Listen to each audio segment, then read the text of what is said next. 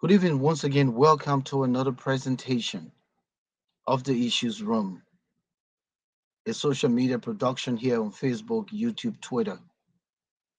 We come your way on Tuesdays and Fridays, 7 p.m. Eastern Standard Time and 11 p.m. in the Greenwich time zone. And Liberia happens to be in that time zone. So, for those of you, our viewers in Liberia, it's 11 o'clock. We'd like to welcome you. Those of you on the continent of Africa, in Asia, in these Americas, in North America, which is this continent, Canada, South America, Australia, Europe, we say welcome. This is our 84th edition. My name is Volcano Shelton. Joining me now from Delaware is Moses Sandy. Moses, we're back. We're back. It's another day. Today is the 23rd of August, 2022. And by the way, tomorrow will be the National Flag Day of the Republic of Liberia, celebrating 175 years of the Lone Star, the red, white, and blue. And I Yeah. hear that Lawrence Broplair, the former information minister, is serving as the orator, and the program commemorating the celebration will be held at the Centennial Pavilion tomorrow. I'm not sure if the planned demonstration by the students from the University of Liberia is still happening. It's on But course. okay, so It's on there course. is a potential for another demonstration, and hopefully it doesn't get repeated with violence and whatever it is, because they're still investigating the old one, and to add insult to injury. Hopefully that doesn't take place. But yeah, welcome, brother. Thank you. This has become part of our routines. We come every Tuesday, every Friday. We're in the issues room because we come to champion the cause of our people, break the stories, bring them the news of the day, and connect with others socially. So I'm happy to be back again after another week in the issues room. Today, I would like to join you in welcoming our many viewers and listeners globally to the issues room, the place where everybody wants to be. And this is where we discuss the things that matter and the things that matter that are very pertinent to Liberia, the African continent, and issues emanating within the Black diaspora. Again, we say welcome, share the link, invite a friend. Arma Freeman, welcome, welcome, my brother. It's good to have you here. Our guest tonight is no stranger to social media. In fact, she's called by nickname LIB Patriot. I'm not going to disclose the guest yet. No, we're Uh, keeping that a secret, my man. Our yeah, secret. that's what I'm saying. I'm just giving the nickname. Yeah. She's a patriot. And we'll be coming back to her momentarily. But in the meantime, let's start with trending news. And so, from my end, quickly, I'd like to just go back to the confirmation hearing of a young man from the Philadelphia area by the name of Darlington Conley, who was nominated a while back by President Weah to serve as the managing director of the Rabos International Airport.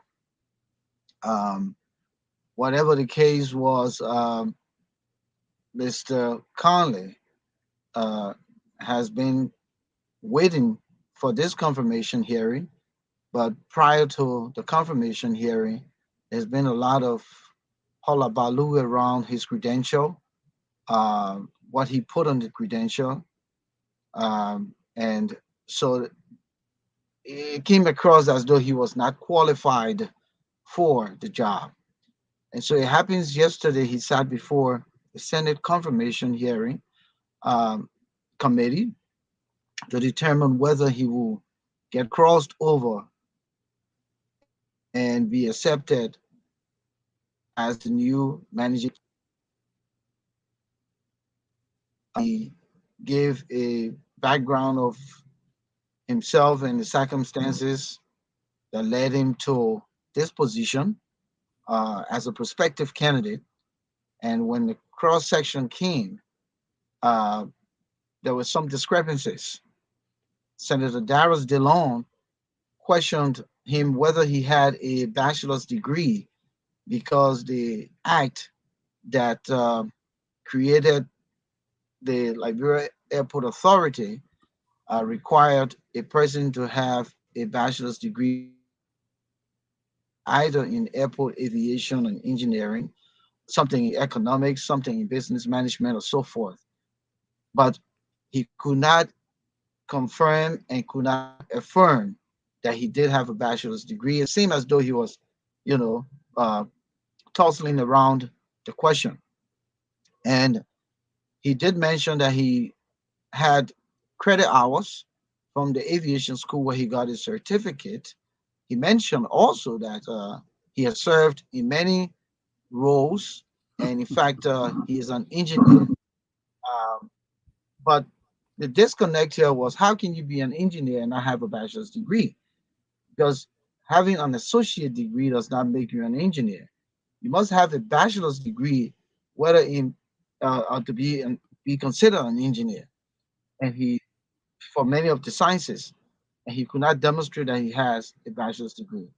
However, Milton Tiaje again, who did the same thing with a lady who came from Kenya and wanted to go to the Bureau of Maritime as one of the commissioners, takes the guy's resume and say, "Wait a minute, how many hours you have?"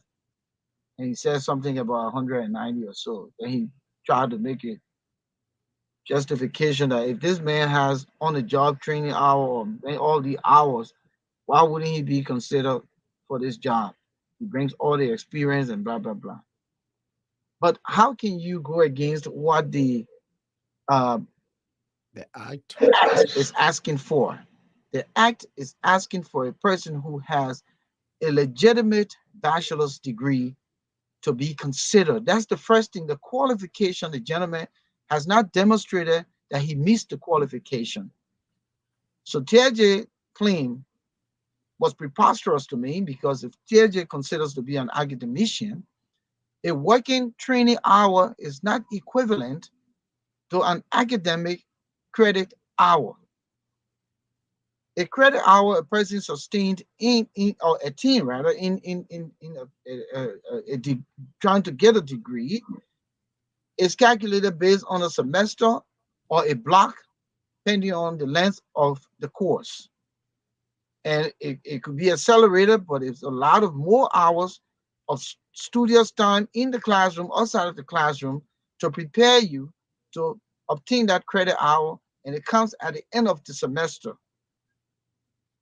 Not in the case of going to job and getting 8 hours of training here, 2 hours here in this thing, 4 hours here, 8 hours there, and you compile those hours now. Those hours are experience hours. They are not qualification hours. You follow me, Moses? Yes, I Yeah. am. They are experience hours on the job. They are not building your qualification to attain a degree. Mhm. It can be used in terms of their experience, in terms of developing your competencies. And so I was very surprised that Milton again would do this. Why is Milton TJ not following what the requirements are for confirming people? No one has a problem with Darlington. No one has a problem with the president trying to give young people the opportunity. But go to the Senate prepared. Make sure that your resume makes sense and that is defendable. His resume that was posted on the executive mansion website is completely a contrast from the resume that he took to the confirmation hearing. Mission So they hearing. take that resume down and tweak it to tailor him in a direction of building the qualification and competencies to be considered for the job. We can't continue to play with our country. We want every Liberian to be given a fair share. But that fair share must be justifiable within the confines of what the requirements are. You don't have any problem with Darlington becoming RIA managing director, but Darlington, in your own conscience, should be able to defend your qualifications, should be able to defend your competencies, and should be able to have evidence to show proof. So this is where we are again.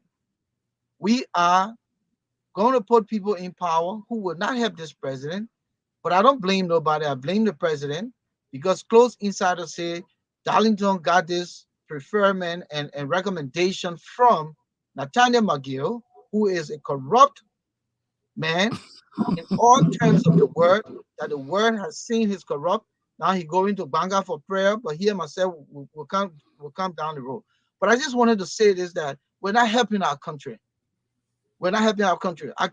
Nobody should leave America to go to Liberia to hustle. You should leave Liberia to come to America to hustle. When you're going back to Liberia, carry skills, carry qualification, carry competencies, because you're going to help contribute to a struggling nation, to a suffering masses. Don't go there, go hustle on the people. I'll stop there, Yeah. Moses. Yeah.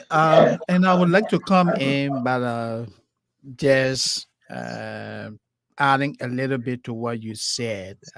From all indication, Mr. Connor came across as ill prepared, not qualified for the position, because the act clearly states that the minimum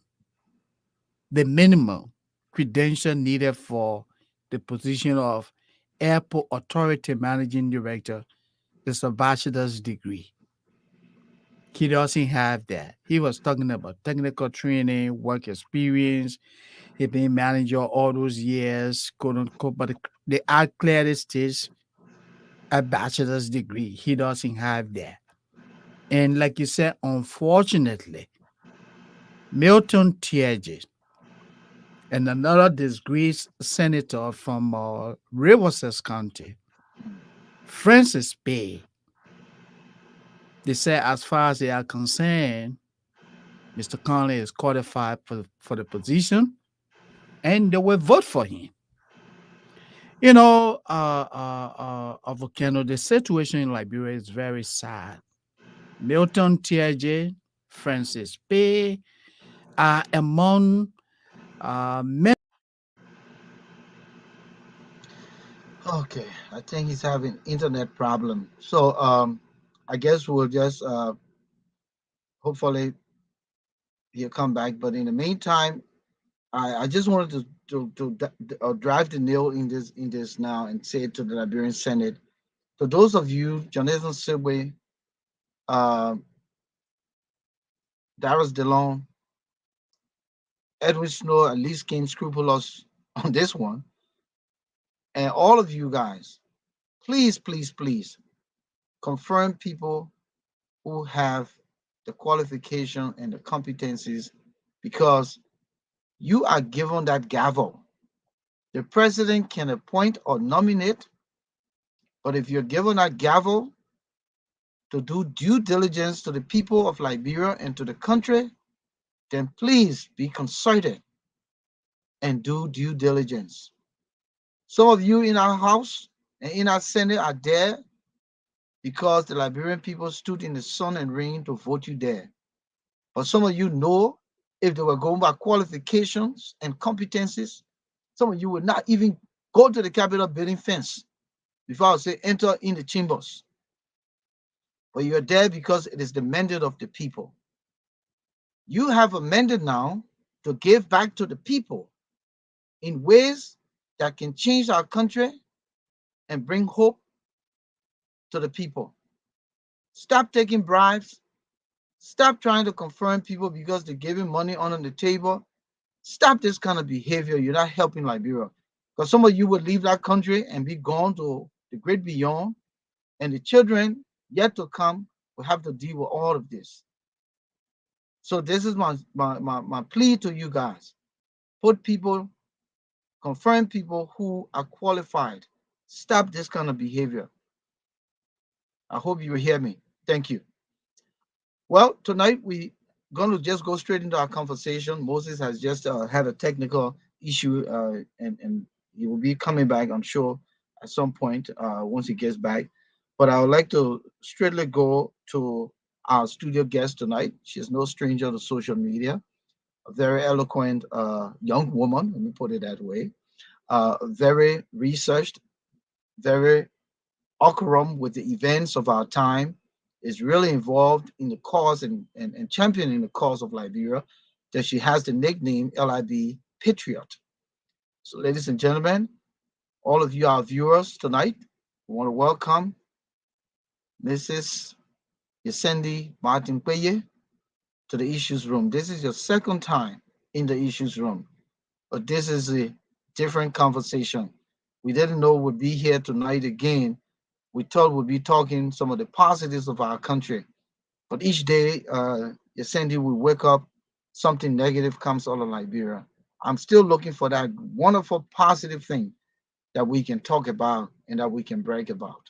So I'd like to welcome you. You're muted. You're muted. It's good to be back here. I look forward to the conversation, how we elevate ourselves, how we change Liberia. We do it through conversation and just coming together to see we can negotiate our thoughts, our future, and our stance. Thank you for having me, Volcano. It's a pleasure. It's a pleasure. So how you been doing? I see you all over the place.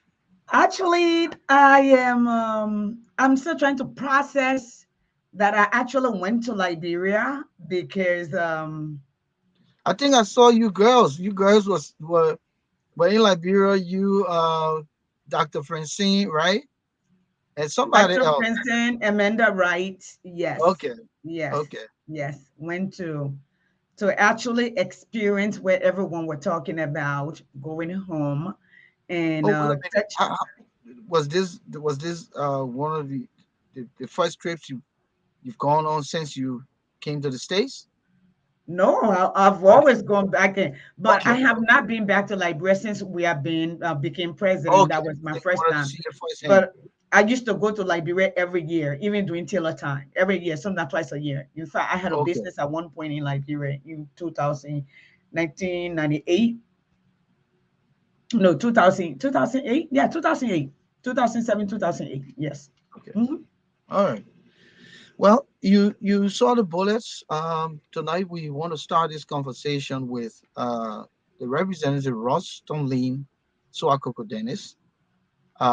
President Weah was doing his Montserrat County tour, going to districts, and apparently he was selecting where he'll go because the oppositions or the independent candidates who were not members of the CDC, I don't think he found it expedient to visit those districts. So she was complaining that the superintendent, I believe, of Montserrat County had called her and said that the president said he cannot sit with her in the same space because one time she insulted him and, blah, blah, blah, blah, blah. So I would think that it would be wise for me to play a portion before we go into the conversation. So at least those who have not heard will have an opportunity. But in the meantime, let me bring in Moses quick. Uh, Moses, you didn't pay your internet bill, my man. What happened? Well, man, I don't know what's going on here today. That Milton TJ and his man, as we see in Liberia, the senator, Francis Pay, say he would get a man off this stage. But it's good to be back. Ysyndi, welcome. It's good to be here with you this evening. Yeah. Okay, so Moses, I'm trying to see if I can get this video shared. Yeah. So hopefully I get it. Okay. Can you guys see This it? is Board of Collectors. Yep. Yes. Yeah, we see the video. Yep. Can you hear it too? Attention started to build up, CDC mobilizing, the passing around Can you hear it? homes and Yes. Yep. showing It's talk. being I'm played. like, no, I'm not going Are to you get into hearing it any now? chaos because President Weah Yes. is talking. Okay. Yes. All right. Good. So the superintendent Lusa Cool, she started to be very vocal against Honorable Hassan Kiazuli and I. So I said, okay, Madam Suf, the best thing you go ahead and do as you were instructed to do. Because in the beginning, you were very calm and modest. And well, you have been instructed to do something, and I know that you're working at the will and pleasure of the president. So let's keep the calm in a district. I mean, what is so big about president coming in a district to interact with the people for which everything got to turn bloody, everything got to be political. I mean, I'm really hurt by that. So I just get a press release and informing the district and the people. In fact, we had a meeting with my district development council. They were at my house. We still insisted that we were going to have the meeting. And then I got another call, and then they started mocking at me. So the district council representatives were there. I had a phone on speaker, and they started to mock and throw insult and being very provocative. So the district council decided, say, Honorable, we cannot force this. Let's just keep the peace and calm. And I said, yeah, I think it's fair. I wanted to be convince you people beyond reasonable doubt that I have over the years extended olive hand to the president to work with, but I think he's actually obsessed over me and he's not willing to work and there's nothing I can do and he should stop the pretense. So that's how I made the press release and then I sent a letter to the president stating why. And so people at District 4 Montserrat County, fellow listener on this great platform, the president of Liberia, he has chosen not to work with me for many reasons, which I'm going to state in this live video today. So if you can recount on the Dupo Road Market, it was a makeshift structure. So when we just took over, he and I talked about, he was senator, and he said to me when I was senator, I have some money left in my office, so I think I can use it for the Tuporo market. And I said, thank you, Mr. President, because that place is like the capital city of our district. To have that makeshift structure, it would be a good idea. He talked to me. He said, in 30 days, Madam Representative, you're going to have your market. We share pleasantry. In fact, when I left him, I got tarpaulin because it was raining over the people and I got it. So before the market could get over, I was informed, the president loved gossip. He will not take his time to actually work in the interest of the people. The challenges are in Liberia. He's very playful at times. Very, very playful. I mean, we all can play sometimes, but his one is just annoying. And so the president lived by gossip. He has nothing substantial. I mean, if you ever had the opportunity to sit with President Weah, you know exactly what I'm talking. He has nothing substantial to offer. It's just gossip and just talk and just, I mean, it's not exciting to actually, that opportunity to sit near the president is nothing exciting. So I don't know how gossip reached to him. He said, what I get is critical on your government. I don't know how he understands the word critical to be. So while preparing to go for the market program, somebody from his cycle called me. Somebody called me and said, oh, you can't come because it stands here. The president said to his mother that he does not want to see you yet. At the time, I didn't even know about the whole George Weah thing. Like, we just getting over. I said, President said to his mother, what does mother has to do with that? I mean, we're doing a Liberian people job. And so if you actually been following the Liberian politics and in District 4, you will get to know it is from that Duporo market that the president of Liberia made the remark that nobody will insult him and walk free on the street of Monrovia. So he was told that I have insulted him. And mind you, most of the vocabulary now to demystify the falsehood of the president. As soon as you hear the word demystify, they say they can cuss the president. If I say I like to be meticulous in my action and I will not accept that from CDC, they say the girl went to insult the president. I have never, ever insulted George Weah. And I challenge everybody. I'm too grown for that. I'm too big for that. I'm too decent for that. I'm just critical. And that's my nature, even on my own self. So the Dubai market, I wasn't invited. The president started to show muscle. And then somebody told me, say, oh, you got to go back to the president and tell him sorry. I said, back and tell him sorry for what? I said, I'm trying to find us. So I sent him a text and he sent me a text back. And he said, you know, they say you can be cursing me. I said, come on, Mr. President. Why might you say can be cursing you? I said, I too grown for that. I passed that level and there are a lot of good people who listen to me. So I did not insult you. I said, I am hard. I am critical on a lot of things, but insult, no. I said, only limited people can insult. Yeah. So we've been there, and I've been speaking on behalf of the Liberian people. I think what George Weah wants from me, like, you see the Princess Kopagera died. Sorry to call her name to hurt her family. George Weah want the police report to say Princess Copper died from tuberculosis, right? Then I go to the president on Saturday morning and say, oh, President Weah, don't mind the Liberian people, man. Nobody can die for free in the country. They get died and a tuberculosis kill her, right? He gave me 1 or 2,000. Then I go in my district. I give people 50 that I get it 20 that I get it 100 that and then Suacoco. That's not leadership. I mean, we have to grow from this stage in Liberia that citizens will have to stop depending on looking up to the leaders or from the pockets or from the bags. I think what we need as citizens of Liberia, that job should be created. That everybody will go and work and be able to buy a cup of rice, buy your common or your burger and feed yourself. So because I, Rustolyn, decide not to do that, and I decide to do my work according to my terms of reference, I mean, George Weah can tell me that everybody will be stupid in the country. He can. Yeah.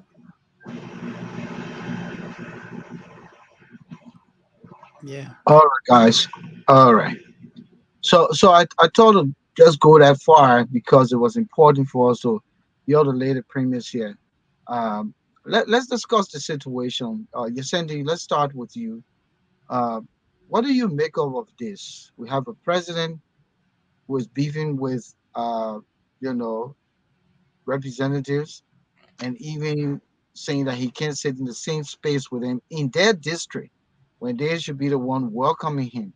Uh, do you see any verity, truth to this? Yeah, you have to know who they're talking about. That's Weah. So I believe her. But here's the problem though.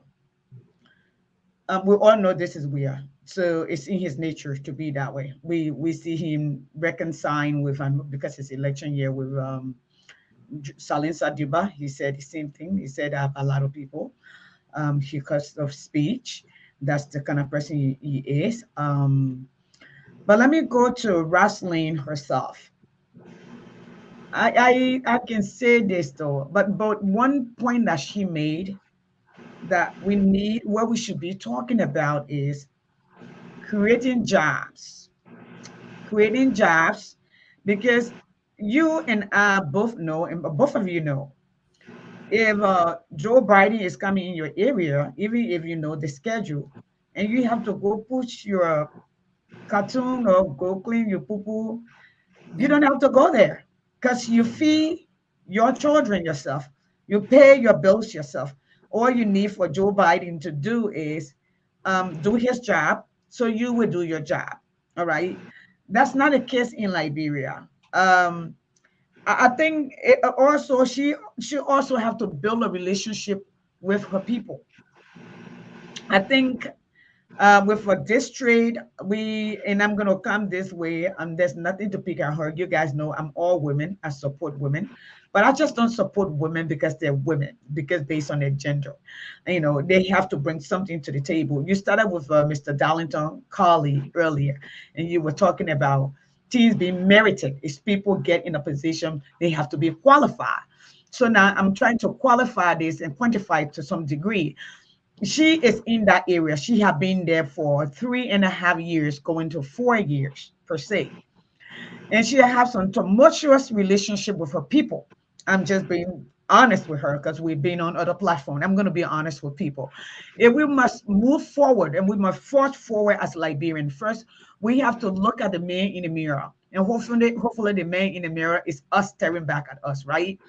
So we have never been, in fact, going in her district. It should be her welcoming the president, but the president has the right to go anywhere, just as she does.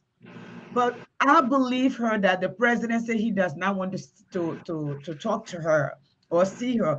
And number one, she said the president like to play. He has nothing substantial to contribute. Even the right English word could be wrong to him. And he likes gossip. This is where Liberia has come to. But I also think that she does not have relationship with her people. And besides, she's talking about creating jobs. How many bills has she passed? They all, and the last I spoke, she got mad, and I sent you the video. When we testify at the Congress, she said we called them rogue because they took $30,000. That $30,000 or that millions of dollars that they divided would have gone into the fishery. They would have bought boat and created thousands of jobs. It could have built a storage space that would have created thousands of low-skill jobs. It could have bought equipment that you can do mechanized farming that will feed Liberia to get those very grapes that she's talking about, the very buckwheat. She has not done so. This is not to rain on her parade, but that's what we have elected to elect as Liberians. So that's my thought on her particular wording in her, statement on Weah. So, Moses, from what I'm hearing from Ysyndi is that Rustolyn herself is not credible. Credible in the context of having relationship with her constituency, members in her, political domain. Needless to say, would she even have a relationship with the president? So, why is she throwing stone? Well, Volcano, some of the claims that she made, Yasini alluded to some in terms of her character, who George Weah is.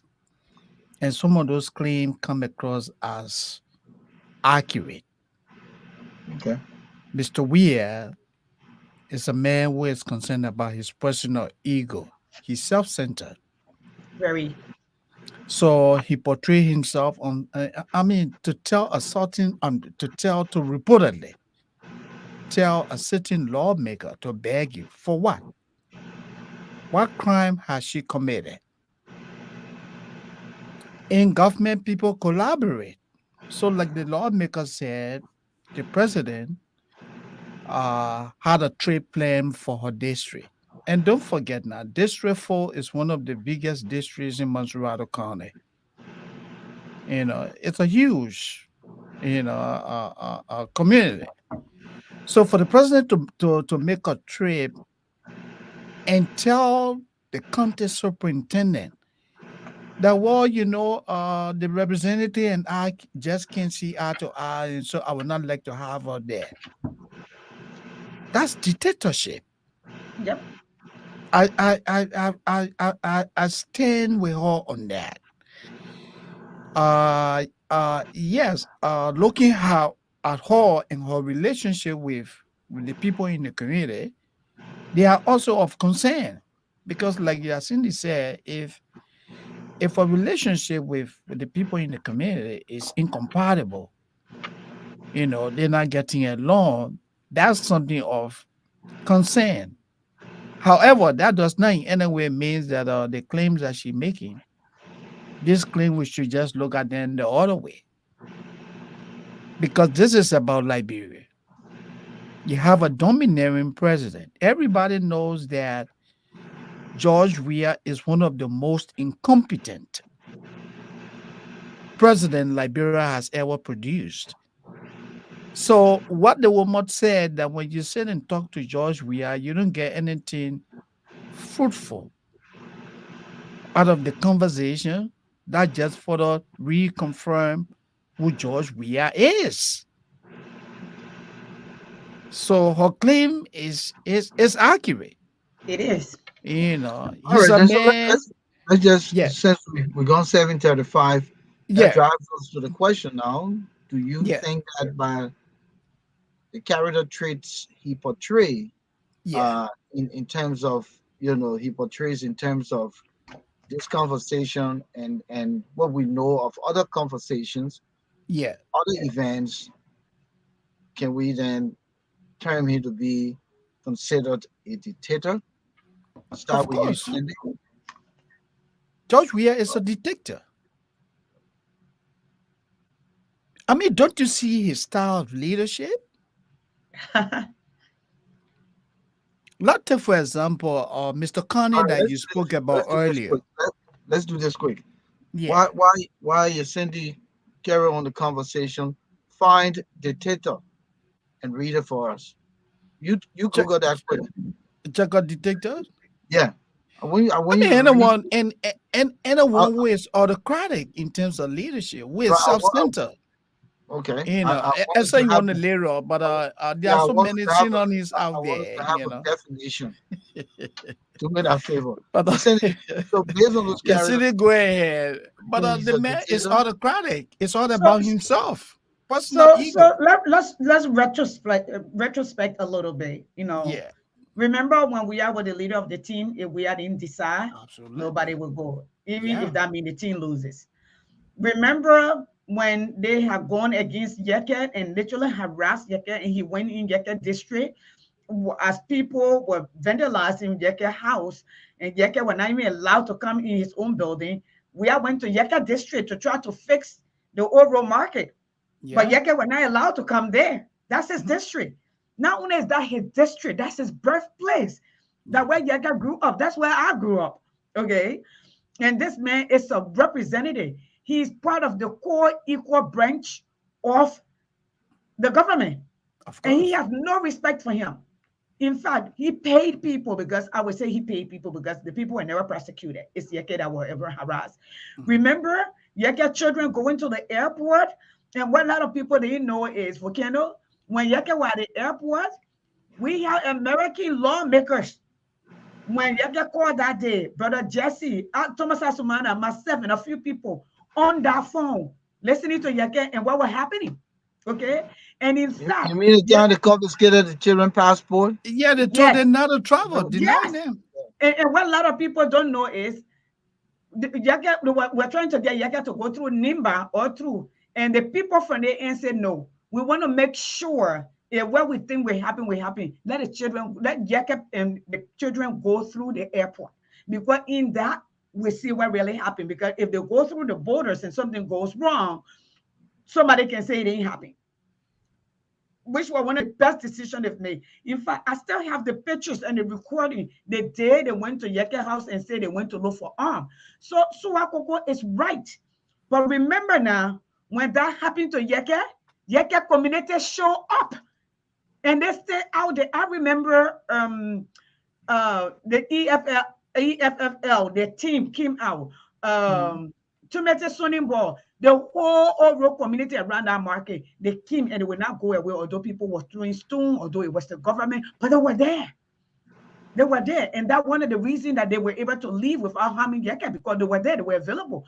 So that's why when I talk about relationship building, and one of the things that we need to, you all the journalists need to bring home is, in the next government, in fact, this government are coming on, there should be a proposition brought to the table where our superintendent and our city mayors are elected. I said it here the other day, Cindy. I said, look at Okay. so if we have become president again, that means we'll do with Jefferson Kojiba for another Jefferson 6 Kojic for years, another 6 years. you know, Yeah. and Monrovia, Yeah. which is our biggest capital city, the most important city in the country, way behind, and they got just passing around putting bow tie on.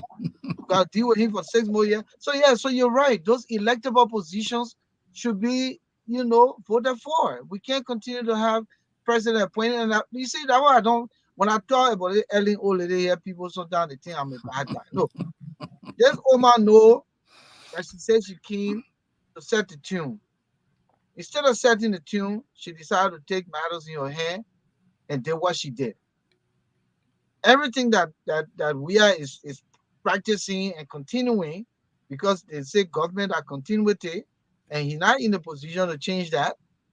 He should be changing that, knowing that he wants to recluse himself and distance himself from Ellen's leadership. Then they should have rather gone back to electing for mayor and superintendents. So we stuck with So these people because they are loyalists to the president. Come by mayor. So the cities and the counties and the districts, those places will suffer. mhm. They'll And suffer. so while you said volcano, let me just give you this later definition of the word dictator, which you requested, right?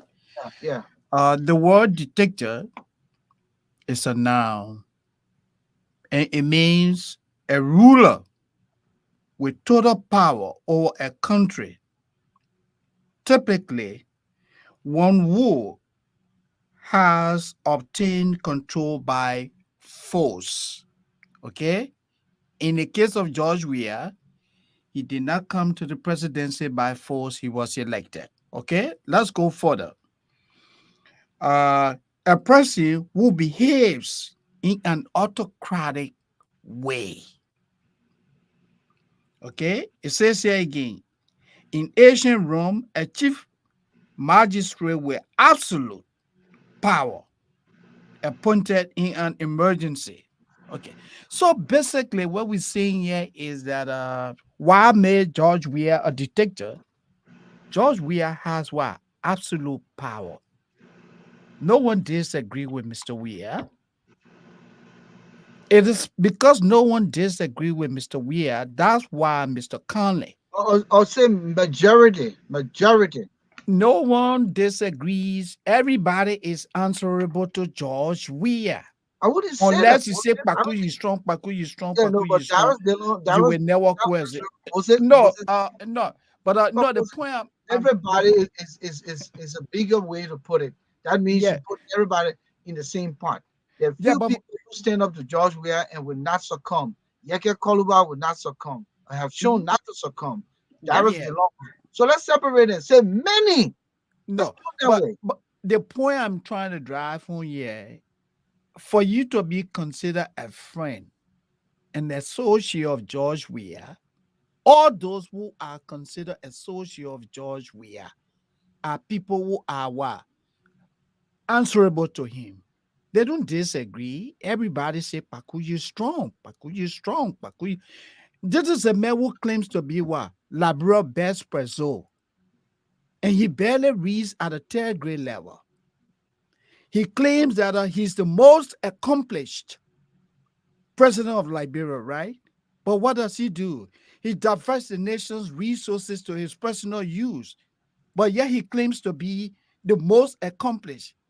How does he reconcile that? That's the point I'm coming from. Everything is about himself, and that's why the lady is saying that he is a dictator, and I agree with her. I'm sure Ysyndi we would like to elaborate. I agree. I think we started that conversation this way. But let's say this. We have three branches of government, as Yeah. Mr. Shelton has said earlier. Here is the problem. Milton Churchy, these were Mhm. the people who were on Taylor's back. You were one of those people who were on BBC literally every month about corruption, about all of these things. You know, I may not be that old, but I remember them clearly because I was in my 20s, so I can remember these things. These are the people who are in power today.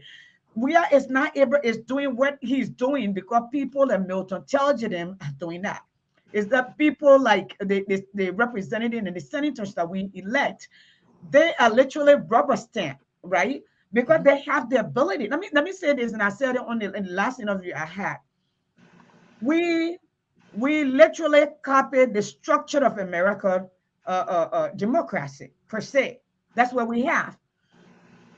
President Lincoln was elected by the people, but when he breached the Constitution, the people said no. We elected you. When you breach it, you have to either resign or we will impeach you. Now, until the Liberian people come to understand the power of their vote, that the Constitution, I when doing the Donald Trump time, when the general came and spoke, he said, we do not take oath to a country, we do not take oath to a tribe, we do not take oath to man, we take oath to the Constitution, this experiment called America. Okay, if we learn to teach our children to take oath, okay, which is our pledge of allegiance, which is our Constitution, and we put our country first, people like we will never have been president.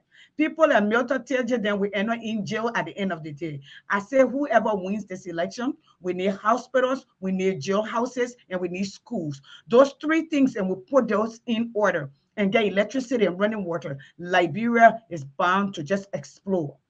Absolutely. That would be the beginning. But Weah is a dictator. He thinks he controls everything. People tell you you can't disagree with Weah.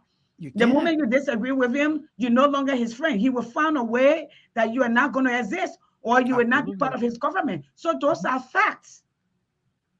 Yeah. That's why today, Yeke Koluba or Darius Dillon, they are considered what? Enemies of the government. Because they don't see things the way George Weah and his people see them. Go ahead, Right. Volcano.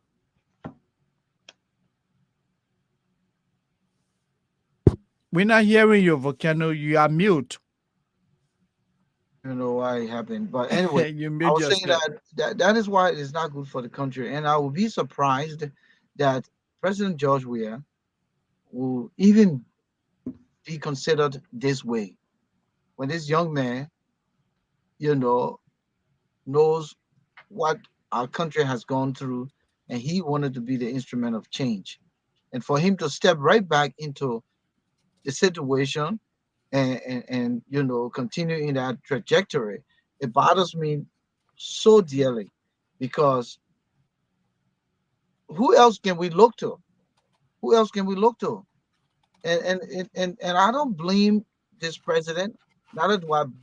president of You are mute. You're muted. You just muted yourself again. Yeah. I think it's happening technically, it's just doing a thing. But yeah, well, as I was saying, when these other branches of government do not operate to the fullest potential, maximize the authority given them through the Constitution, then the president, you know, uh, takes the lead and he drives the boat and says, "Listen, all of you behind me, just keep paddling. I would steer the ship. I'm steering the country." No, these branches also have a serious part to play. A serious part to play. The judiciary has the part to dispense justice at all levels, no matter who you are, no matter how much money, no matter how much contact. The Senate, the House of Legislature, the legislator, they all have a part to play and play the part. How can you have oversight power and be compromised? Think about it. How can you have oversight power for certain institutions in government and then you compromise yourself to bribe? Yep. How do you think those institutions will function?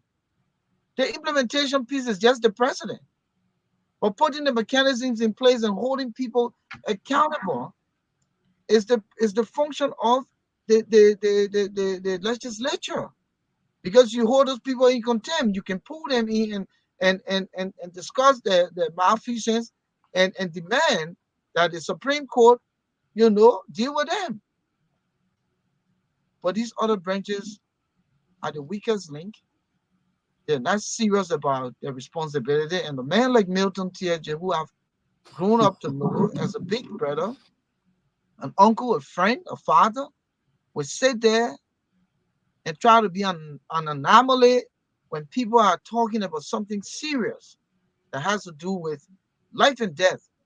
You think you're going to take some kind of aviation certificate, man, making managing director of the Liberia Airport Authority or Roberts International Airport, when the airport is not even thriving and functioning in its fullest capacity?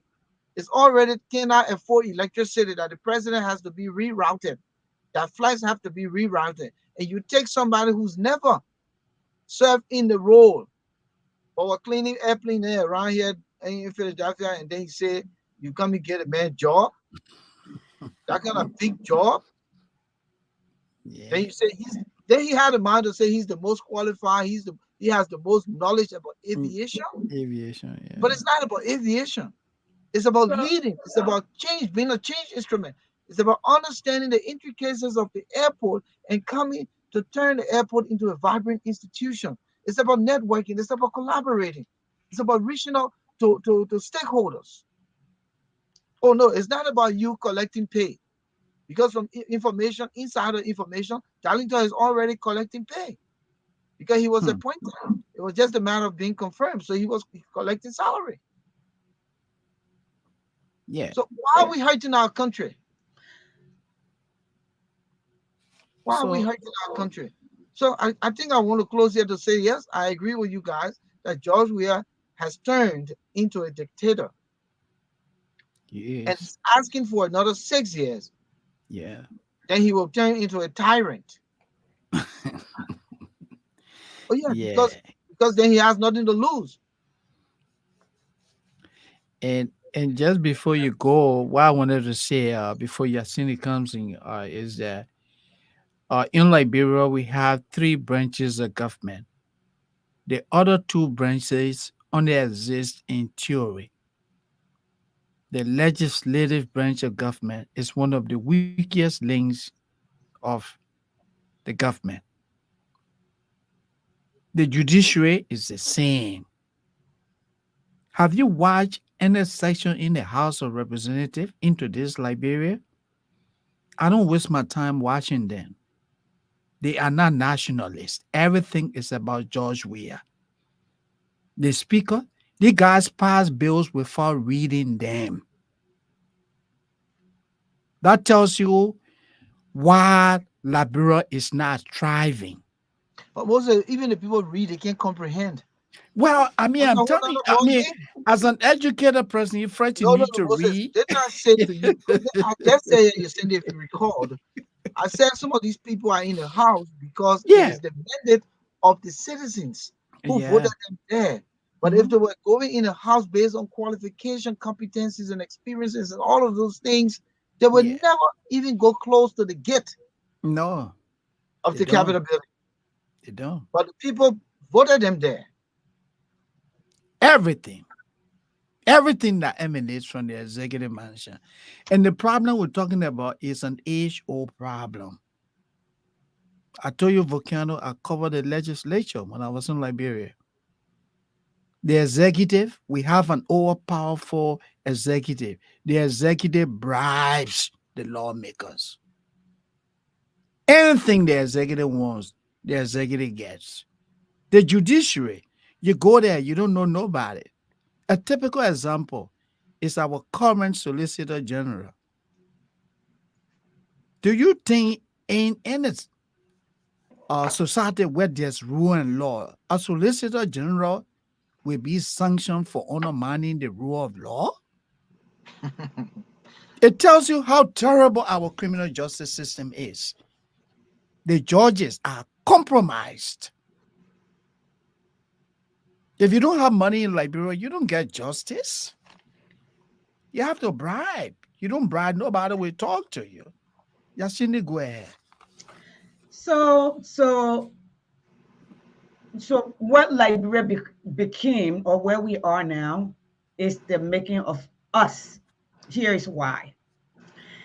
If you brought into, if let's say you come to my house and I have a house rule, or new people come and there's a new dialect, and you don't teach me that dialect, you don't teach me the house rule, but you anticipate I will make decision. If you go to Article 6 of our Constitution, it speaks on that. It's that there must be, it said there should be mass education because of the responsibility the citizen is clothed with, which is voting. So we just vote. Okay. Yeah. Number one, we are it's the product of Liberia. We are part of our environment. People see themselves in their leaders. Okay. And this is the tyranny of the majority. That's democracy, whether we like it or not. How do we change it? Listen, Volcano, what I've come to realize, and I give myself a pat on the back. When we started this process about 5-6 years ago, I started 2016 per se, transitioning from a community leader to get into mainstream Liberian politics, and then roll over to 2017. When we used to speak on radio, people would say, you don't question your leaders. You don't question your elders. In America, we tell our children to ask us. In fact, the moment the children can say daddy or mommy, they can start asking you why. Why? Somebody, they don't even know what they say why, but they're just saying that, right? Yeah. And the word over that have progressed, they get the best among them to lead them. In Liberia, we get the worst among us to lead us based on proximity. Proximity may be your tribe, your friend, your drinking partner, your girlfriend, your boyfriend, your uncle, your auntie. What we say, through crab, crawfish, drink water. Okay. Right. So we cripple the country. And you are talking about my Ellen. Let's go back. We used to elect our city mayor. Although we increased the salary of our lawmakers, when my uncle was a senator, I don't think they were making $1,000 a month. Okay. When they increased it, they brought people in and paid them thousands, some of them up to $20,000 a month. But we said we didn't have money to have election for city mayor because we had a particular person in mind. I always tell Liberian people, you don't make laws for the now. Law is supposed to be a living, breathing thing. It may be abstract. But what if today you are not in power, that the next person take that power? You may have control now and say, this is how I want it. But what if tomorrow comes and the tomorrow came, Jefferson Koji, the least among us, look at what they did. Samuel Tuwai brother gave him degree. Some of the people at LU was mad. That boy was never on our campus. Jefferson Koji attacked that campus in 2019, January. By July 4th, I remember that when I hosted Martin-Kpayei, he took his team under the other group, what his name, Camp Avi, we said, to the other group on Fender campus, and they attacked them. He had never been at that school. So that's the product. People are part of our environment. That is the future of the Liberia that we're creating. Why do you think they're passing laws and telling you, you coming from the diaspora, you can't hold a position? This is where the brain power is. So they're building walls and telling you your money is good. You can send your money. You can bring businesses. Okay. You can pay our children's school fee. You can pay our rent. You can bury our dead. You can nurse our people to health. But you can't be part of the decision-making process. So they build our walls, okay? Darlington does not have the ability, the capacity, and does not qualify, in my opinion. Here is why. The requirements say a bachelor's degree, an engineering degree, depending on what field you're in 5 years, now 4 years, okay? It requires more credit hour than your regular bachelor's degree. Yeah, which is 120 hours, but it's more than 120 hours. You need minimum of 120 hours. This boy is telling us he went to a technical school. He has 190 credit hours. He must be very dull. So I don't know where he got a credit in. I'm sorry. That's why. So it's like he's paying years. Hours. Those are training on the job hours. It's not credit hours. It's not credit hours. It does not qualify. Listen, that's you must have managerial skill to manage at the airport. You must understand the inner working of logistics, accounting, economics, what do you call it, human resources, PR. All of these things are into your business process, cultural dimension, because you're going to be dealing with people from all around the world. And you must understand what people are bringing to the table. He does not qualify. You even got to understand cybersecurity into this economy. Thank you. Exactly. It's a serious matter. Liberia is a vulnerable, peril society. Yes. If you don't even understand cybersecurity, where will you be? But let me come in where you talked about these people and their salary. When I started public administration at the master's level, 2006 in Wichita, at the Wichita State University in Kansas, I did a course in local government administration, and one of my professor who taught the course gave me an assignment to meet with one of the representatives in Topeka, because Topeka is the capital of the state of Kansas. And Representative Gueco and myself met in Sedgwick County, uh, and I met at his house with him, and I did an interview with him to inquire how the legislative process works at the local government level. And one of the things we talked about was his salary, and he laughed. He said, "For us in the legislature, we are sacrificing. I wouldn't call it a salary, I would call it a per diem, because I drive from here to go to the state capital for sessions. But my takeaway is about $25,000. But I have a Damn. full-time job outside of me being a representative in That's Liberia. And the unreal. reason I'm trying to make this comparison in Liberia, those guys got a full-time jobs. Oh So yeah, the full thing that time. they Yeah. can feed on it, they can be bribed. That's how they're getting all this extra money, because they don't have a full-time job. They should have a full-time job because they're not working every day. And then when the legislature come back into what they call what's that word? Session. Come Section. back to session. Yeah. Then you come back, but then you go back to your full-time job. And so I was thinking to myself, wow, as you were saying this, I see why people are being exploited, because these people have turned this into a full-time job, and Of some of them course. they don't they don't even go to session. No, they Or they go to don't. session, they don't make any contribution. They No. just sit around. They just sit around doing nothing. But ladies and gentlemen, we at the 8 o'clock mark. I just want to remind people we're here in the issues room discussing the things that matter to our country, Liberia. Tonight's conversation is centered around uh, whether President Weah is a dictator, because he has verbally said that he wouldn't be uh, sitting in the same space with the District Number 4 Representative Rustolyn, Representative. uh, uh, District Number 4 Representative in Monserrate County, and that's the Duporo portion of GS0 and the uh, other area Hmm. almost around, yeah, Yeah, Joba, you know, yeah, somewhere in Soul Juba. Clinic, all those places. Yeah. Yeah, so Hmm. he's not going to sit in the same space with her because he felt disrespected by her, and she made her case with play portion of the conversation she had. And We want to and welcome. Volcano, he did the same thing to Yeke Koloba. He went to We did, Yeke's we did talk district. about. Yeke was not allowed to go there. Yeah. Yeah, we talked about that.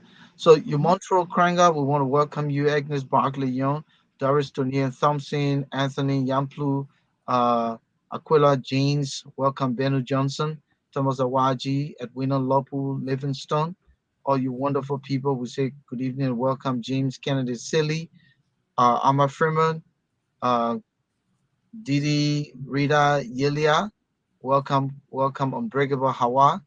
Um, we say welcome this evening, spread the word. Invite someone, Amin Barchu. Thank you so much for coming in. We'll open the lines very shortly. But in the meantime, we want to continue this conversation. Our guest tonight is Ysyndi Martin-Kpayei, Moses Sandy with me, Volcano Shelton. Um, but let's understand these things are happening, and at the same time, they're aligned with a sanction that has been placed on three of President Weah's government officials. And we thought to tie this in because it's very important. Uh, the sanction was placed several days now, and President Weah, probably having thought about it, decided that he will pacify the situation by suspending the three officials of his government in presence of his state minister, Nathaniel McGill, his National Port Authority managing director, Bill Twelway, and his Solicitor General Serena Cephas. Stifles, yeah. Um, so these three gentlemen right now are on suspension. The suspension is not clear, it's very vague.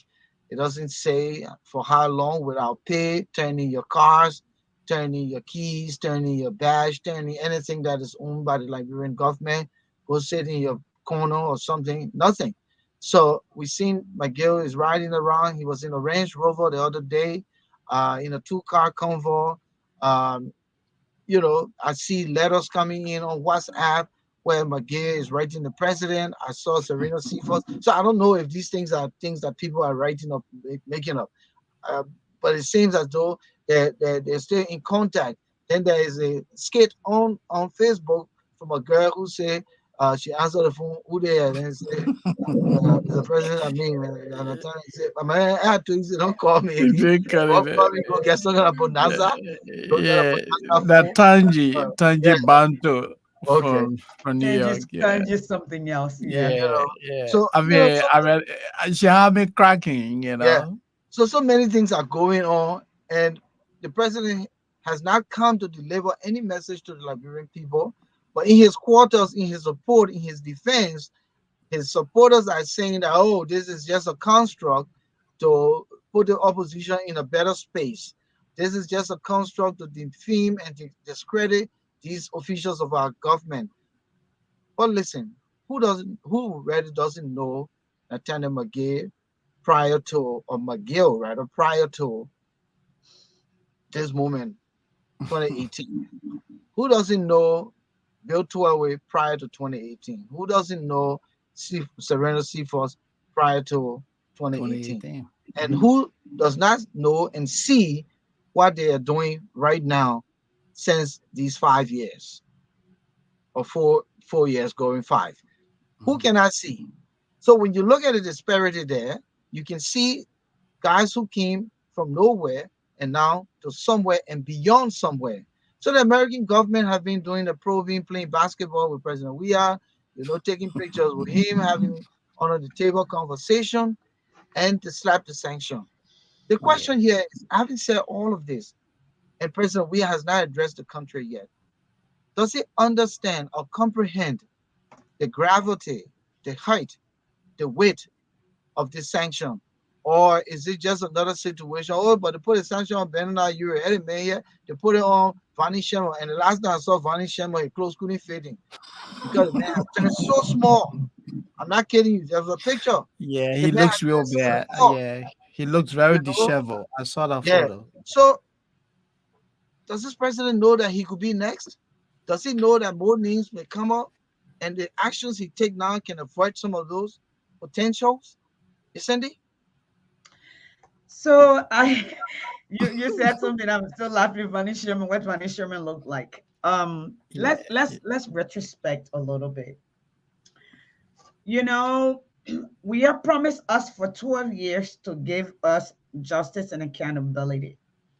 Look, we have promised us women protection, inclusion, strengthening our democracy.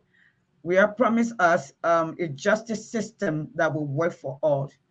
We have promised that we will not be spectators in our own economy, but we will own it. All of that is a lie. Now, a few years back, what, 4 or 5 years ago, 4 years, 2018, when we talked to Weah and we found out that Weah were not going to bring us justice, we decided we'll protest in New York. I went to New York, I think 2 times that year. Then we went to 2019. Then we ended up in DC. At the time, Matthew Innes were murdered. Not only was he killed, Matthew Innes and Balakwali. Balakwali, a lot of people don't talk about him because he was not a high-profile person. He was the truck driver who drove the armor car. Balakwali was from Lofa County. In fact, he was driving the truck to Bobalu to go steal the money. Bala was killed. They say he got burned, but the car never burned. He has family that live in Minnesota.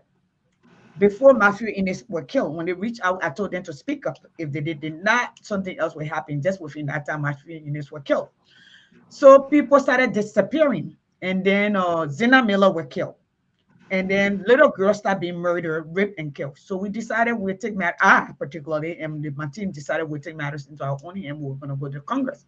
So if you saw, we in Nancy Pelosi office, and I told them, and it's still, they say they're hunting me, but I don't care. History will Joshua when the time comes.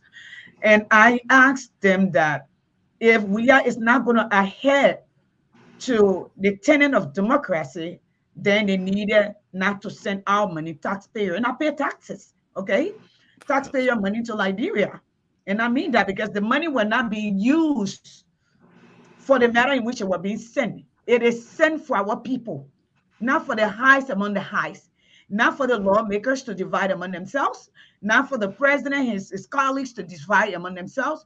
It's for medicine to be in the hospital, for our sister to deliver safely, for our people to have safe drinking water. That's what the money is sent for. And I explained that. And we filed the paper.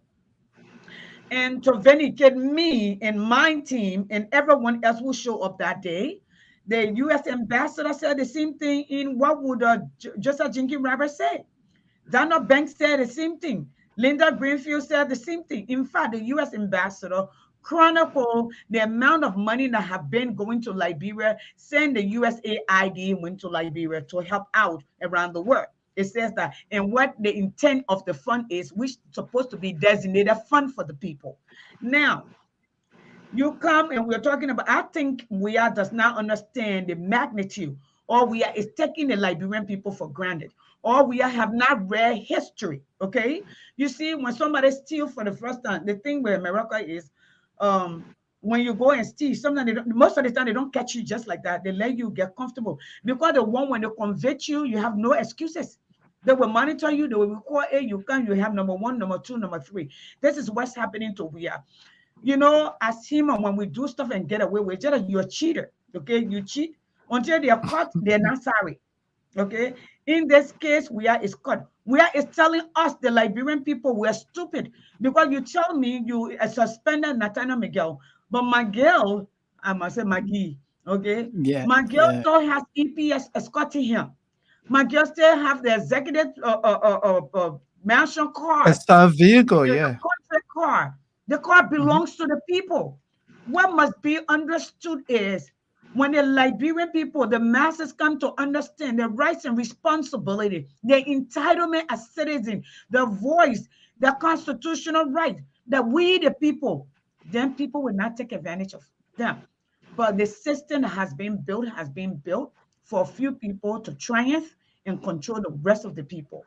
And that's why I keep saying the next government, all of us, it should be the response. It's not an individual responsibility to build schools. We got private schools in America, but the competition is within the government school. You get more amenities in a government school. Some of our best scientists come from government school. Some of our best lawyers and doctors come from government school. Okay, state-run schools. Okay, so if we start investing in our people, then we will speak. And when the masses understand the rights and responsibility, but Weah does not take this seriously.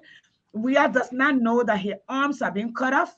His legs is under him because when you talk to Weah, you say, McGill will come. Let McGill come. You ask Weah say he has a master's degree, but you don't understand we're on the track of the master's degree, especially an MBA. An MBA in the business arena is the cream of the crop. It is the cream that are cream, we call it. You get you encompass all the subjects, okay, that you should learn because they're hoping that you will become an executive, mid level, high of the high to be able to function. You become the president, okay, the innovator or the thinker for the organization for the future, and you drive the future. And we don't get that. We are taking our people for granted, but America cannot be taken for granted. Maybe he have not learned history, and maybe the journalist here, who is a veteran journalist, I know you are too, can elaborate a little bit where we have traveled. America had left America and gone to another country and taken a president and brought them and prosecuted them. Of course.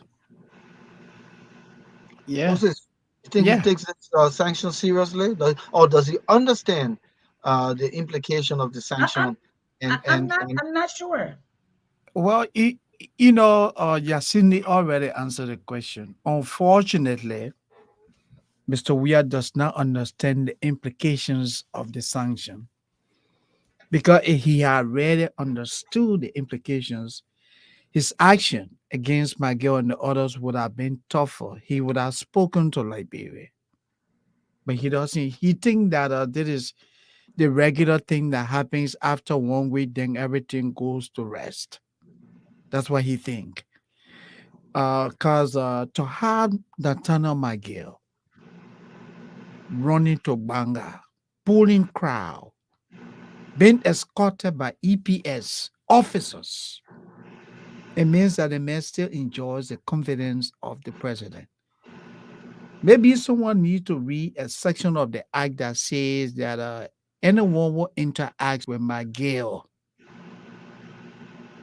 runs the risk of also being sanctioned. George Weah needs to be educated on that, because I'm told that his comprehension level is very low, you know. So he needs some tutoring on that. Let someone sit with him and go line from line to line, line from line. Say, hey, my man, if you do this, this is what will happen. You know, tutor him so he can comprehend it. Because like the both of you have said, if you go into the history of Liberia, right? Past leaders, where is Charles Taylor today? This is a man who challenged America, right? Where is he today? He's in the Hague. Samuel Doe, he got drunk. He told the people of Liberia, we pay America back. You remember in the 80s? Yeah. Where is he today? And that's Seven Corner. Yeah. Where is he today? The most recent one, Vanny Sherman, the senator. I saw the guy, he looked so impoverished, disheveled. I mean, the guy looked like a farmer. This man is senator. It means the sanction is what? Biting. This thing here ain't no joke. So someone need to sit with George Weah and help you understand that this thing here is no joke. But Moses, let me say this quick. Yes, go ahead. I don't also think that the Americans should drag on the second list. I want the list to come now. You want so people to shoot at you? yeah. I want a second list to come so that they make it know how serious the people are. Because right now, I like the situation to the three-legged stool, right? So they took the three legs under his stool, so he's sitting on the ground right now. Yeah. I want so they can bring the other list. And I want some of those men, they know themselves. Those men, they know themselves. The men that took 25 million and said they were mapping. Yeah, The men that took 30 million for stimulus, all of them, the hand inside. Yeah. But I want a second list to come so maybe this president can understand the magnitude. Why is President Weah able? You know what bothers me about this guy? No. Why is this young man able to do a booga dance challenge but he can't address the people? No. Why is the man able to be champion of Ludo? Wow. And he playing Ludo like that, but he can't address the people. Why is this guy able to wake up on Saturday morning for Saturday morning practice, Sunday morning practice, but he can't get to his office? The man goes to the park 24/7. Yeah. I just came from the bureau. This president don't get to his office until 11, 12 o'clock and Mhm. say that he wants the traffic to go down before he gets to work. That was the excuse I heard from his circle. Yeah. But you really want the traffic to go down when you can make your You way? the number one man in the country, my man. Waiting for traffic. So why is this president able to do these things outside of the key components of his job? Yeah. The question here is, or rather the answer here is, because the president has never held a job. The president has never managed people. He only dictated to people. He never led people. He only wanted everything to be by his way.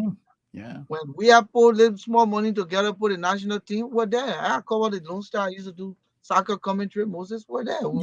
We saw that thing. We covered the team, man, many times. And when he takes these guys out to the Ivory Coast for these African continental matches, it was coming out of pocket, so he had a say. Coach like Tijan Latner couldn't do anything. He was just ceremonious. So the same mentality that he took in the soccer locker room is what he brought to our presidency. Yeah. And you know what hurts me? The country is in a place where it has not been able to get back on its feet. has not been able to gain its prominence in the community of nations. This country is still a beggar. This country is still way behind. Mostly, I watched a documentary last night on Rwanda. When a person is serious about change, there is no obstacle. When a person is serious about transformation, Moses and Ysyndi, there will be no obstacle. There will be like General Hannibal who says, I see no apps. They will go to the fortress of everything to make sure it's accomplished. They will be involved with the process. They will be engaged. They will understand the depth of the issues. How can Liberia go anywhere when this president is all about trivialities, the things that are of insignificance outside of national leadership? And some of these guys who are our colleagues who are in this government, who should rather say to Mr. President, we're here to help you. They're bowing to the president only because they want bail houses. They want to ride first class to come to America and sit and brag that they're in government. This is sad for our country. This is sad for our country. But Attorney McGill knows that the sanction is serious. And that is why he's not taking it light. However, when Ellen Cochran talked about Serena Seaforth asking for 6 virgin girls and going to the Ivory Coast, to medicine man, this and that, and Matana McGill name was called, and I'm not saying it because I'm gossiping. This is something that everyone heard on social media. Go ahead, your media. No, I'm here. I'm listening to you. I thought Ysyndi was saying something. Oh, okay. Oh, go ahead. Go ahead, Ysyndi.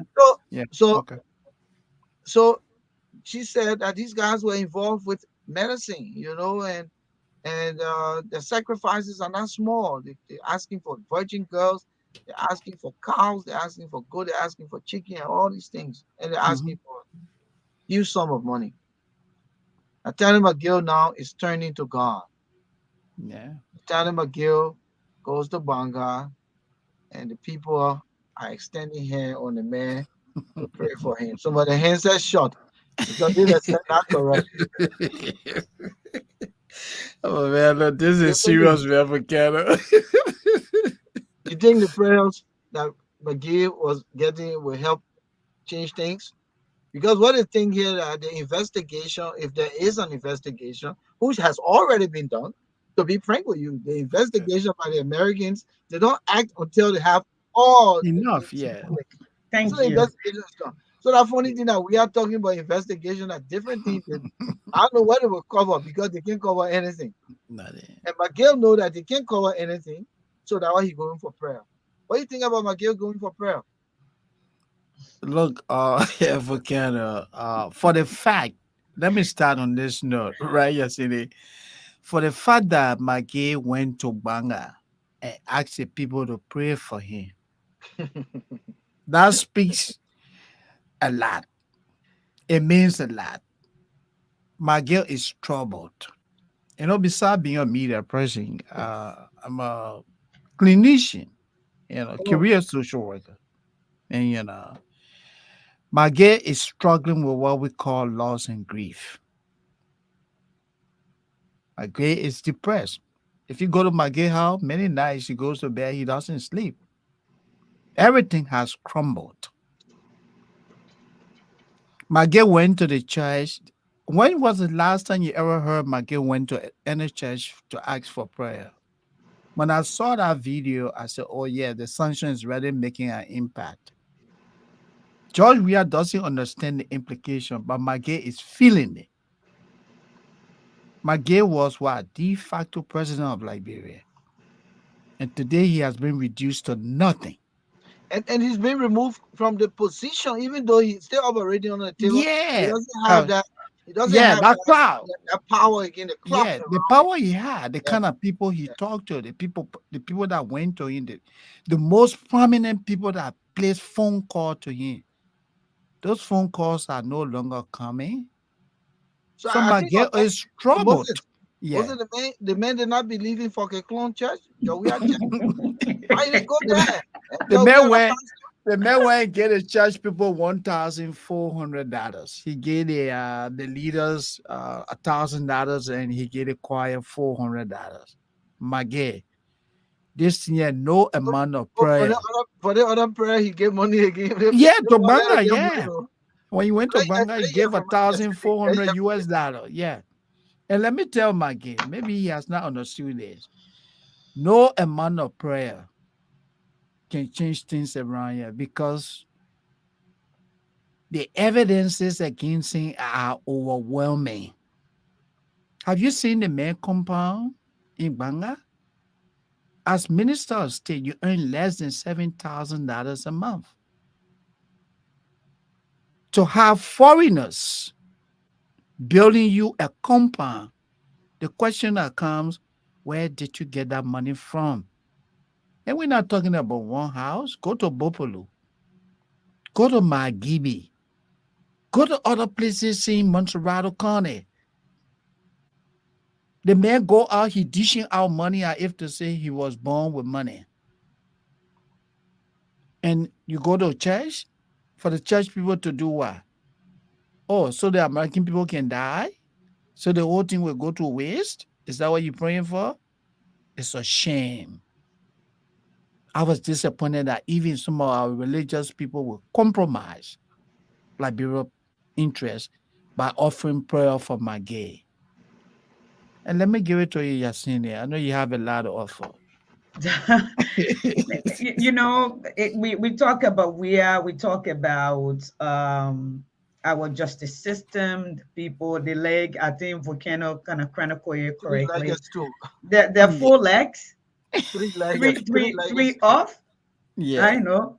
I think there's a middle leg that holds everything up, like the patio's chair.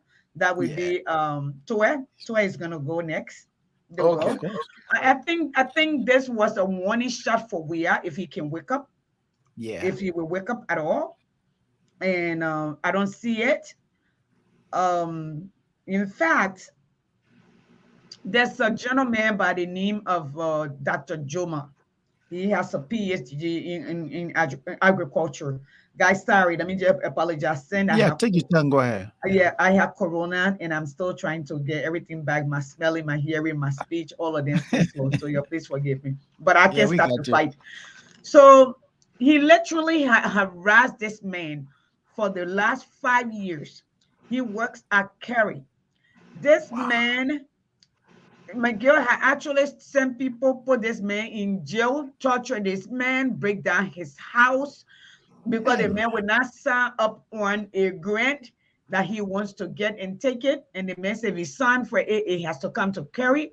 In fact, at this point, McGill owns, Mr. McGill, yeah. Mr. McGill owns most of the land in Kerry.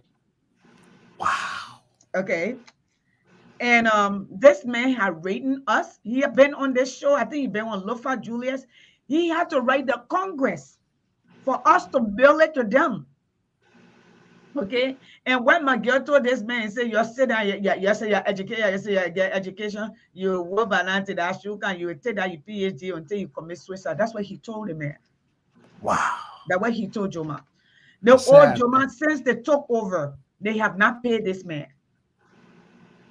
Amen. The man have called, in fact, Taiwan Gonklo was involved at one point, taking them to court. The man visited the embassy, the human rights, all of that have been documented. Human rights abuse, Nathaniel McGill.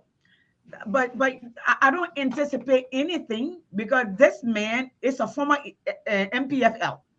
Just as what he named Serena C4. Serena C4 was a G2 commando in Maryland. I have said that. In fact, when we are recommended this man, we took the airwave and we called. That was before I think ADD were elected. All right. And the pleader with Mr. Weah and tell him not to appoint this man. So then what brings me to understand what Yaka can be talking about is that how is Weah never supported war? How is Weah so comfortable with warlords? Yeah. Why we are so comfortable with rapists, For instance, Vanny Jersey. You remember the young man who came from Ghana and went on LU campus and the people booed him to leave and they were calling him hero? Yeah. He was accused of rape in 2016 and was in jail. When we had then took over in 2017, they said they bailed him out for medical attention. He went to Ghana. He came back a hero. We have put out a lot of, what they call it, rebel generals. Remember the one that went to take down Henry Costa radio station and were plying the street? You remember those guys? What did they mean? Ophoria, yeah. In Grand Jide, Kai Fale. Yeah. Who literally wanted to beat a Yeke or kill Yeke and said, we are the government party. We control the army. We control the police. We control the bank. We control everything. So talking about dictatorship, Mr. Sandy, that's precisely what he said. Volcano, that's what he is. That's what he tells his people. So why is this man so comfortable with people who have murdered our people? The Prince Johnson of the world, the George Bullard of the world, okay? Why has he not delivered on his promise? But I think if Weah does not take this seriously, that would be a downfall. People may like what I say or don't say. Listen, in democracy, the people have the power. Power is given, it's not taken. The president does not have the power. We give him the power.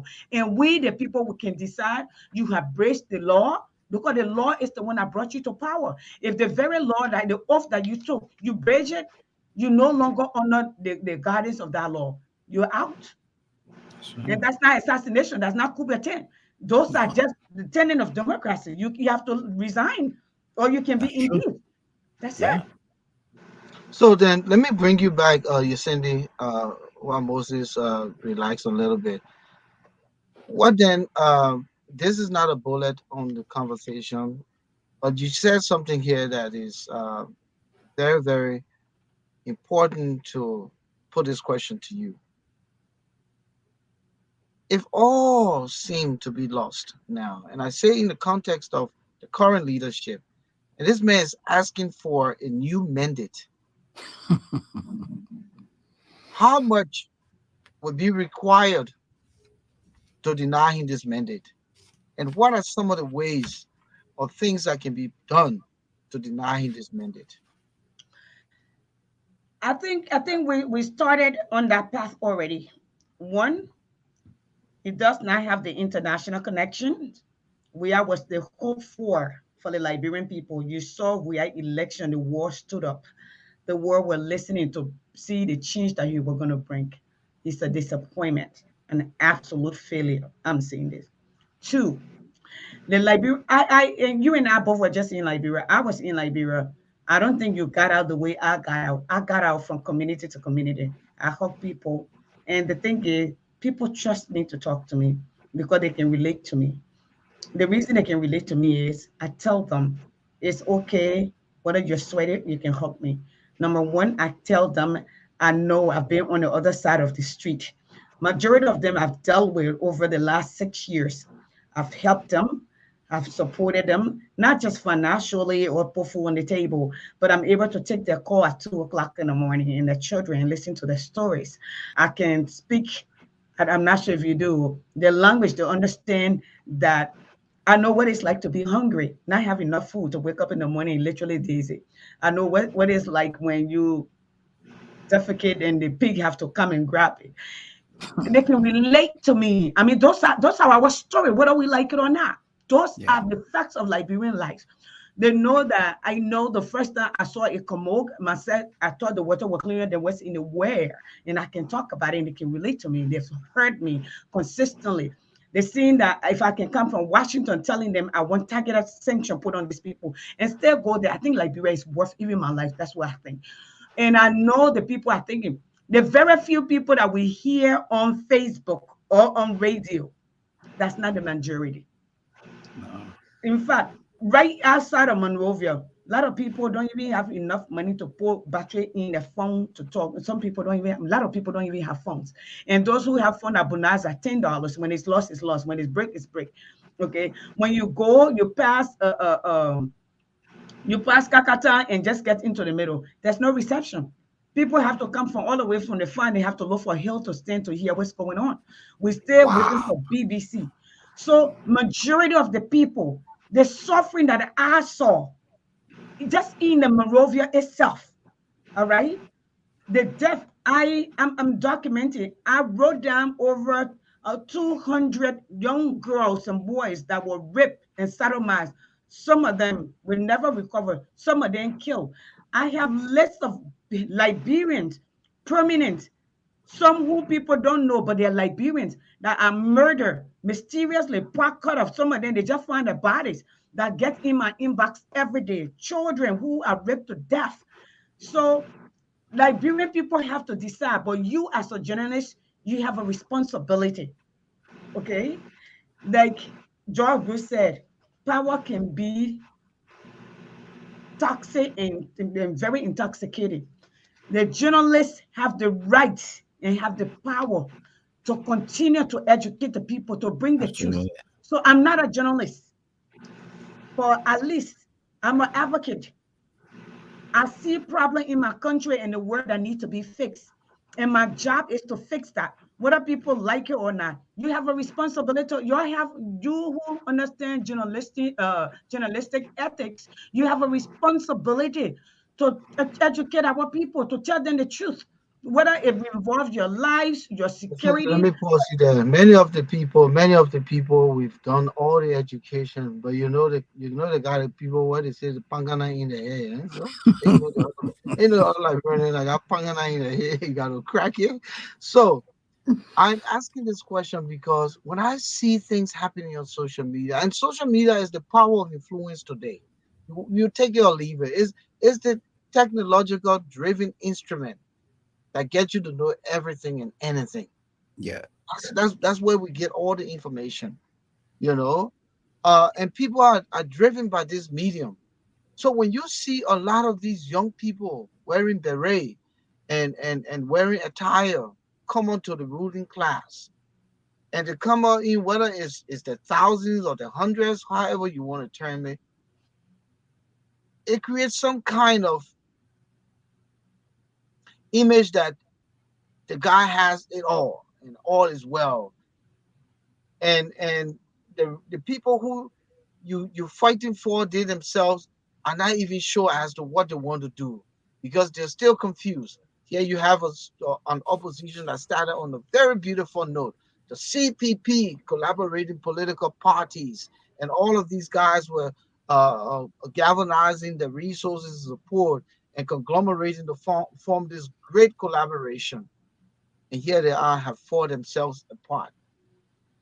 All of these things give people, you know, missteps and misperception about who do I vote for, who do I represent, who do I follow, who do I give my commitment to. And these are the reasons why President Weah sees now that, oh, wait a minute, I still have hope. Sanction, no sanction, we'll vote for you. I still have hope.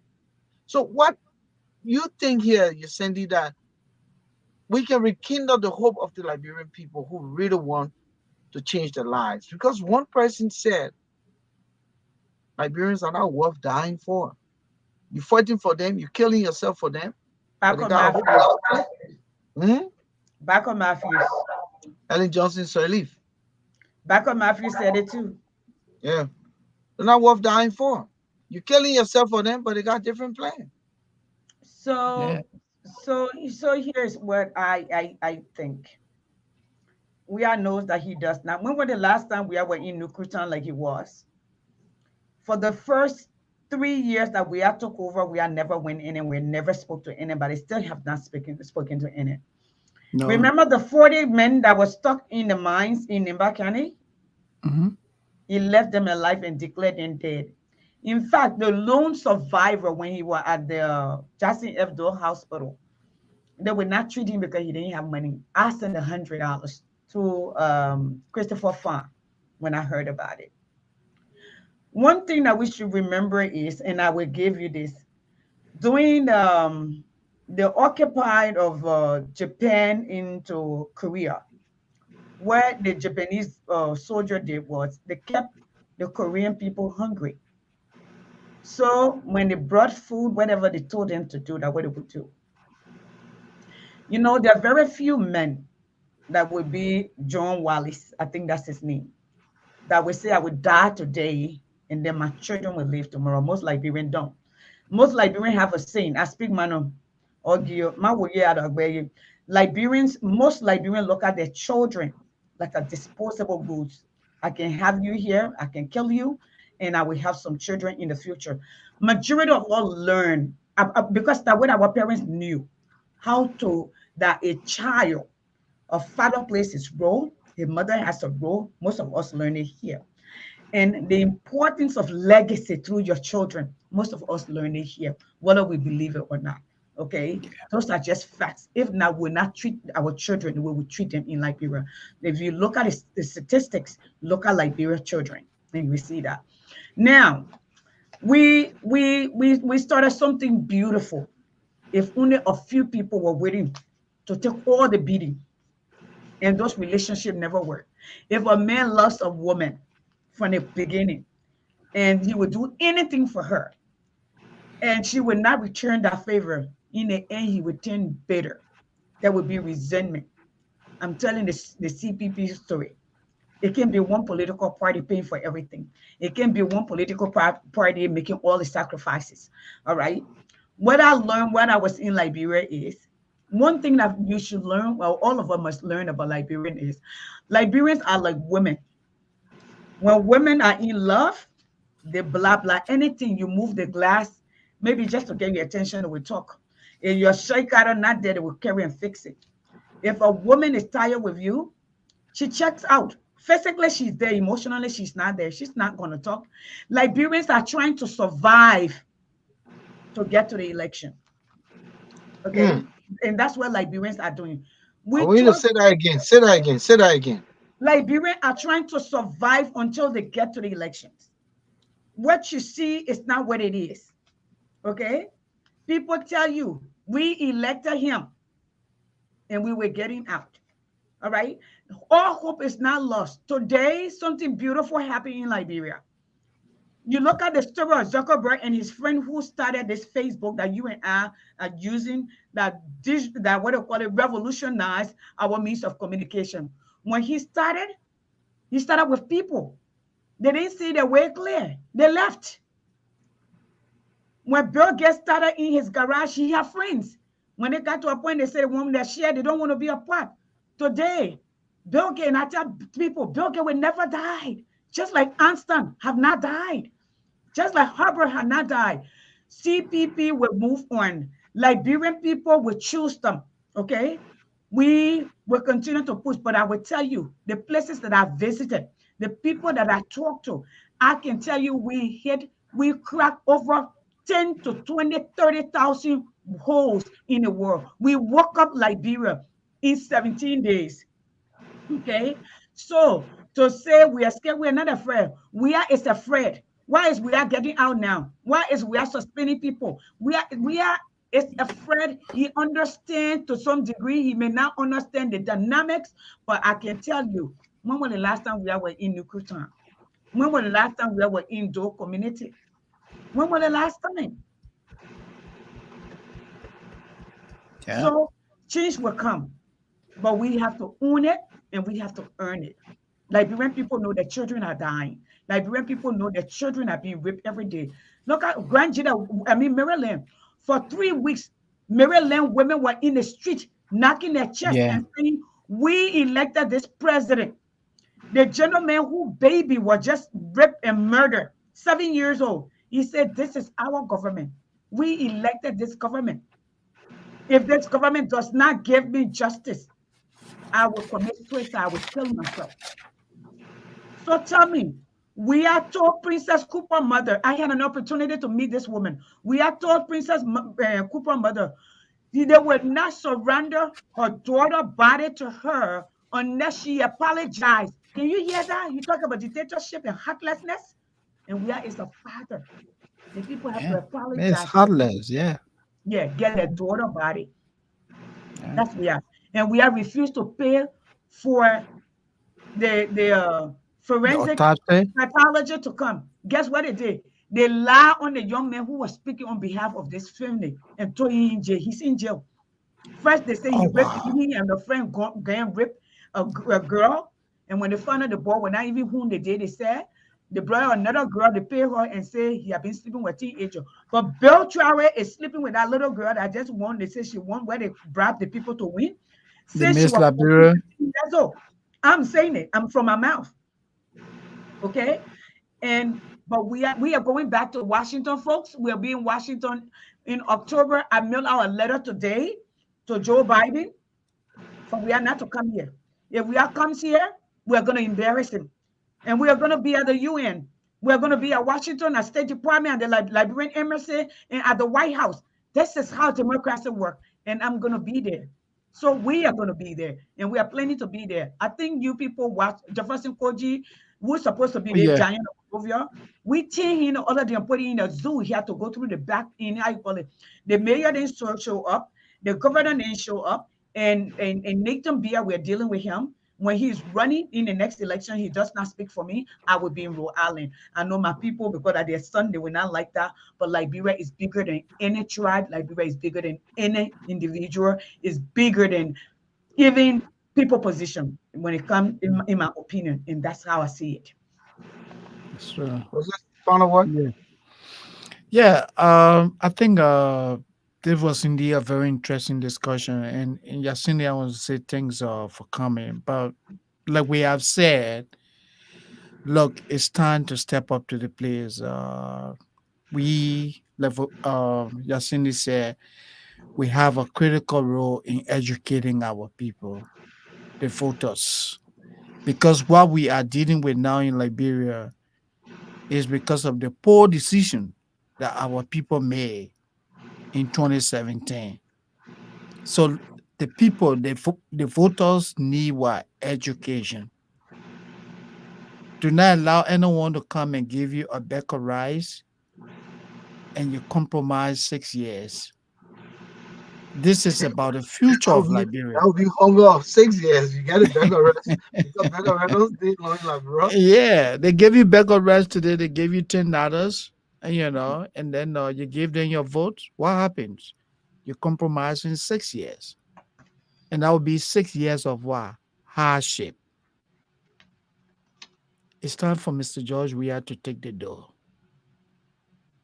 I Yes. think George Weah himself, if he asks him today on a one-on-one, he wants to take that door because he lacks the experience. The job is overwhelming for him. He has no clue in terms of what he's doing. So I think the most advisable thing he can do now is to take the door. Let people who are prepared to take on this responsibility step up to the place. And before I wrap it, Volcano, I know this is very important that I want to share. I just want to speak on this. I know this was part of the trending news, but let me share quickly before Ysyndi leaves. Yeah, I'm yeah, sure because maybe she may have a yeah, as take. a sister, maybe she will want to say something about that. Last week, a story broke that really touched me emotionally. There's a Liberian lady, quote unquote, talk show host, a US based Liberian lady called Charlotte Roberts. Charlotte, uh, a lady in Liberia, an elderly lady in Liberia by the name of Quitling Collins, who is currently struggling with a serious medical problem. This woman spent months in Ghana. She went back to Liberia. She's currently admitted at GFK. Her condition cannot be treated in Liberia. So, according to doctors at JFK, she needs $80,000 to enable her travel to India for treatment.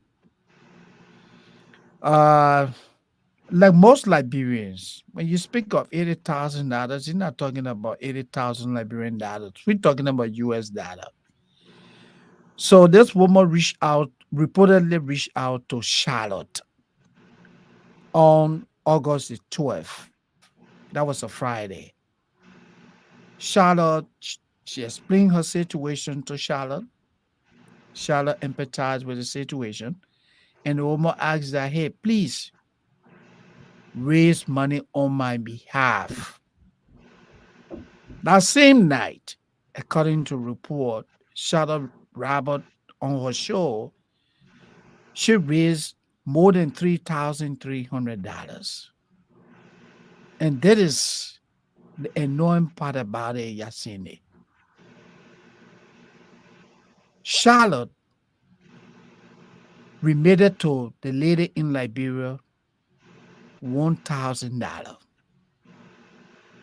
The balance of the money, she has refused to send the money to the woman. In fact, she has blocked the lady. Somebody on her death, in such a critical condition. You see how insensitive our people are? Heartless. She raised more than $3,000 on behalf of this woman. And we all are in this business. It is criminal when you raise money in the name of somebody, when people donate to you. Ysyndi, you run the same show. When you raise money in the name of any group, I'm sure you gave them whatever you raised. She raised more than $3,300 in the name of this woman, and she has refused to give the woman her money. I listened to her the other night talking about it is her platform. Does she understand the legal implications of what she has done? You know, some of our people are so illiterate. I mean, no, that has nothing to do with sanction, but she can be prosecuted legally in the Oh United no, States. absolutely, absolutely. Yeah, that's But thievery. let's hear from Ysyndi if she knows Yeah. about So it. Ysyndi, you my sister. I want you to talk to your sister, please. So let me, because I have people inboxing me. I didn't listen Yeah. to the show. Mhm. Um, I actually reached out to Charlotte yesterday, Okay. and she told me she has, remitted money to the woman. Mhm. Um, and she said she had the money, and she has sent the money out. And I saw other posts from other people who were telling her thank you. Here's what I'm gonna say to people. I have even raised money in my own name for my birthday and give it out to people. That we faced a school in Bong County with one of my daughters. She was just here for the on a fellowship.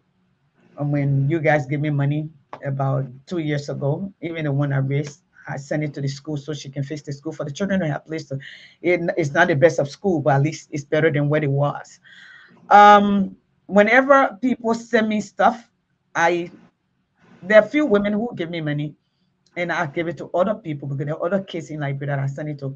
If you give me $100, I add a little more there and I give it to or share them on my young people or even older people or pay school fees with it. If she did that, because I don't know the whole story, I saw somebody send me and I was trying to ask the story because sometimes I don't have that kind of time to go sit down. I pop in here, pop in there to hear what is happening. And sometimes we'll go and say, okay, if you send me a tip, I would say, what does it say? Okay, to get the detail because that's 24 hours in a day. I have an 8 hours job. Sometimes I have to go. My sister runs a business when she's not here and she have her kids in the store. I have to go there and help manage. So I Yeah. don't have that kind of time. But if she did that, I will reach out to her because I'm just hearing the full story.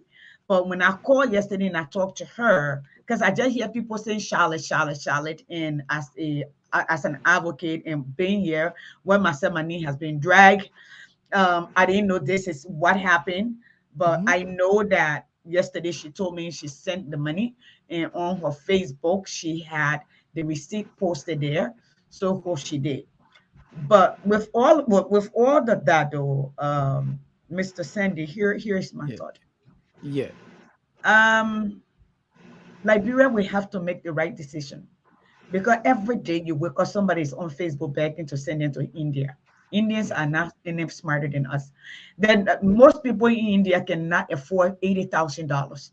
Most No. Indians is one of the most of the population are very poor people. Yeah. Okay, Liberians cannot afford to pay $80,000. Somebody's life. The lawmakers can. George Weah, his family can, but the everyday Liberian cannot. You watch yourself, somebody died, just before your eye because of money. Okay, if that was to be, if we have the best brains in Liberia, which we can. I always told people, Dr. Masood came here. The same time most of us came here. He's a neurosurgeon. He worked at a trauma unit at the head of one of the biggest cancer hospital in my area. Came from Bassa. If he had not come to this people country, he would be in Liberia begging jail the rest of, or maybe a representative. All right. So we must make a decision differently.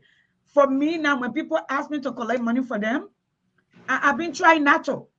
Because sometimes you collect the money, you transfer the money. I'm not saying that's the case with Charlotte. But it's People there. will start Yeah. calling people, the person collect money from me. They have not. Sometimes the call is annoying. You ask me, okay? When you collect money on cash out that day, if not, they will take certain percentage. When you Yeah. send it to go for me, they have certain timeline that they will deposit that money into your account for it to clear. And there's certain things that you have to do. All right. So that processes and procedure, system and processes. If me lately, I have not been because even today, somebody was this girl that have been sick for 2 years, and people are in my inbox to help them. Sometimes they help can spoil your name too. So Yeah. if you're out here and you put your name down to help somebody, make sure when you help, you pass on the help to them Yeah. for your own name and for the person's sake too. Because when you're sick and somebody say, I will do this for you, you give them hope, but you don't take that hope. So Yeah. what I know, and Mr. Sandy, I reached back with her. She told me yesterday she sent the money because I Mhm. reached out to her before I could say anything. She said she did. And I told her, thank you. But I didn't know all of this are happening in the back, you know. And and So, and, yes. and let me just say something quickly, Ysyndi. Mhm, Thanks for the information that you provided. mhm. But I had an opportunity of watching her via social media 2 3 days ago, and in that video, I heard her say publicly that she raised the money on her platform, so the money belongs to her. No, it does She not. decides. She It decides no, how it no, much to no, give the woman. no, no. But she spoke out of ignorance. Yeah, if she said that, then that was incorrect. I think she Yeah, spoke that was that she she spoke misspoke. out of No, it's ignorance. not. You agreed to Yeah, do because something on somebody's behalf. The money on belongs behalf of to somebody, the yeah, money belongs to the yeah. president, and we all know, Legally, yes. Not just legally, the legally, processes ethically, involved. Yeah, yes. yeah, Mhm, and mhm, so that was wrong. So if she has remitted the money, I would like to join you in order to say thank you. But if mhm. she has not, she should. She has an obligation. She has a legal obligation to give that woman her money. Volcano, you want to come in? Actually, I was just going to say here that in closing from my end, Cindy struck a point that there is no need for us to look to Ghana for any attention. There is no need for us to look to India for any attention. By a country of 5 million people, at least other than 5 million people, if we take 1 or 2 million people, we're correct. We're correct. And we can do the right thing in our Yeah. country. I watched the documentary last night on Rwanda, and what the girl said. Um, she said that for every Rwandan in the diaspora that obtains a master's degree, they are given an opportunity to return home. What are they going to start a business? The girl said you can take 6 hours to start a business in Rwanda and get it running. 6 hours. You arrive in the Wow. country today, you can start a business in 6 hours and get it running. There's no That's good. bureaucratic red tape. Just Okay. follow the process, That get your was paperwork, and everything starts. that's good. I was impressed. Here's a country that lost 1 million+ people in its population. Yep. But look at the turnaround. Why you may Yeah. say that Paul Kagame is a dictator Why you may say that Paul Kagame is this and that, but at least his country has come a long way in so short a time. What Rwanda has done with itself, when I saw this modern documentary, I'm talking about high rise, I'm talking about electricity, I'm talking about infrastructural development, I'm talking about Yep. systems. Lying there, and tears ran down the corner of my eyes. And I'm asking myself, why are we dealt the wrong cards in the deck? Why are we where we are? Why? And I can't find the answers because we correct people. We can do well. Liberians are not stupid people. Liberia and Liberians started the continent of Africa. Why are we so backwards? Why are we so egocentric? Why are we so nepotistic? Why are we so tribalistic? Why are we fond Tribalistic. of piercing? Why are we fond of backbiting? Why are we fond of hate, deceit, hypocrisy, gossips? These are the elements that are killing our country. And one of these days, I'm telling you, Moses and Ysyndi, I will be gone because it's obvious, inevitable. Well, I yeah, will be everybody, gone. yeah. All of We us. might lose our Yeah. country. We might lose our country because we've given our country to others through many means. Our passports, Yep. our concession deals, Yes. Our the debts we birthrights. put ourselves in. All of these elements are the reasons why we lose our country. Because, and I say this because you're sending children don't know Liberia. Nope. Moses sending the children don't know Liberia. They're not involved No. with Liberia. No, My kids are not involved with Liberia. no. Our generation should have set the pace after the Civil War so that we Yep. could continue that level head of youth in our country. Where in your time, Ysyndi, where in your time, Moses, that you did zigwe? No. Where in your time that you wore red berry and just jumped the streets like stupid hooligans? Where in your time No. that took place? No, man. So No. our generation left Liberia, and our generation is supposed to return. But when all these wars that Ysyndi mentioned, the wars that deprive us to come back after we gain some kind of qualification and competencies to help shape our country's destiny and put back into our country. They only want what we can give, but they don't want what we can bring. There's a difference in giving and bringing. We give our money. All of the resources I've worked for in America is in Liberia, whether in infrastructure, $500 million whether it is. annually. But they don't want what we can bring. They want what we can give. We I can want give. I want to bring. I want to bring to Liberia. So that's my fear for our country. And that's how I wanted to really remind us that these vices of it, these vices of gossip, these vices of, tearing each other down. I work with Liberians every day in my workplace. I hire Liberians to the point I don't even want to see my own people again because I'm just tired with the behavior. Yep. I'm not kidding you. I'm not saying it because I'm trying to be I know. anyhow. I'm just saying, when are we going to change? When are we going to take this mud out of our head and put substance in it? Yeah. So that's the problem we face with Ysyndi. And that is why I'm afraid for our country come 2023.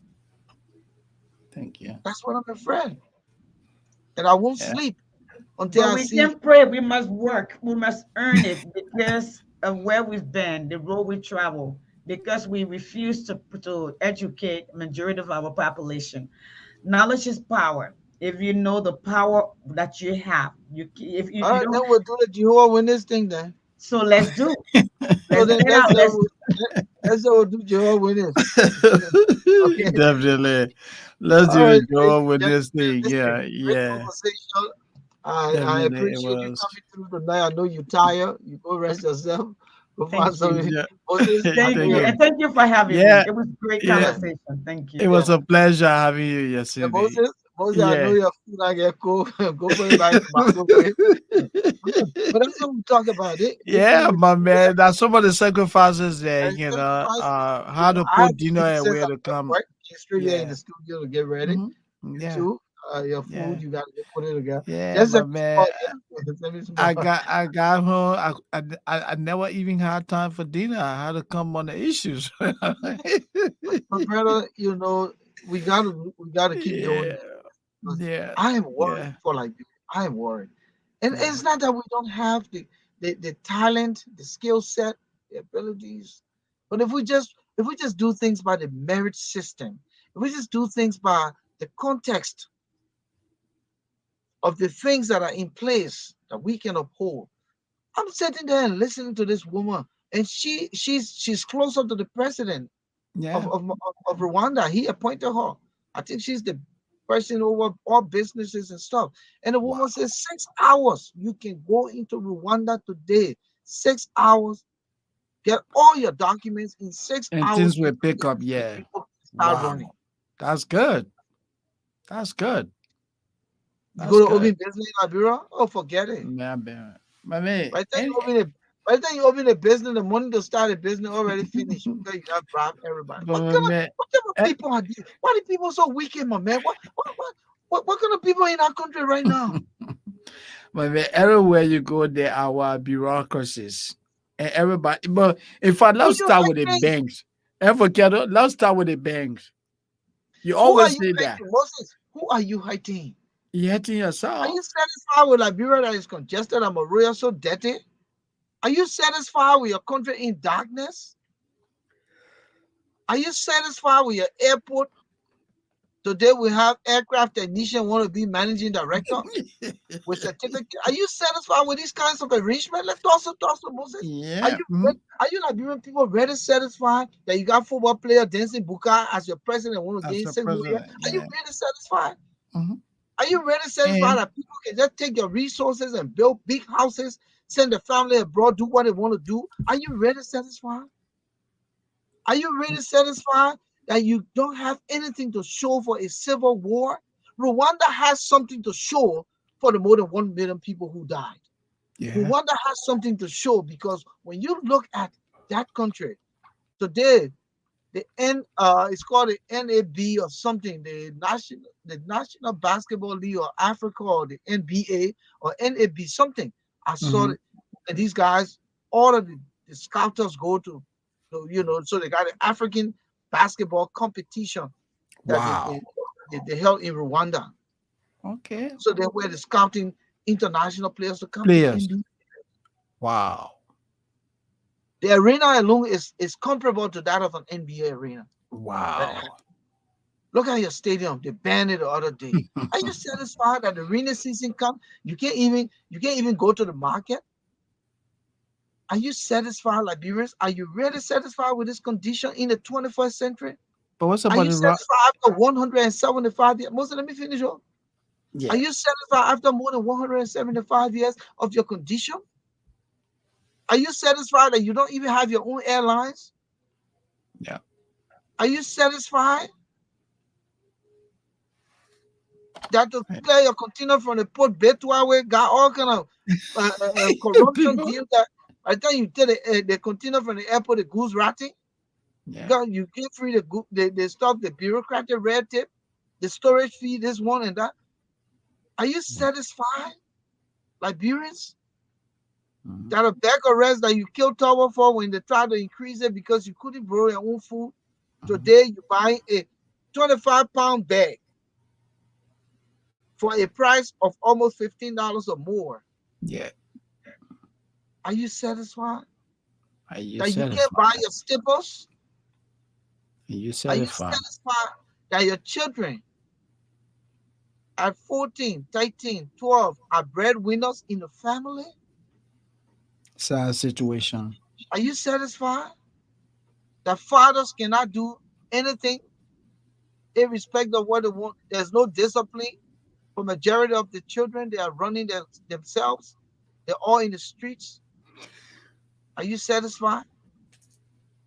And we're not saying that George Weah did everything. Yeah. We're saying that the Civil War did some of these things.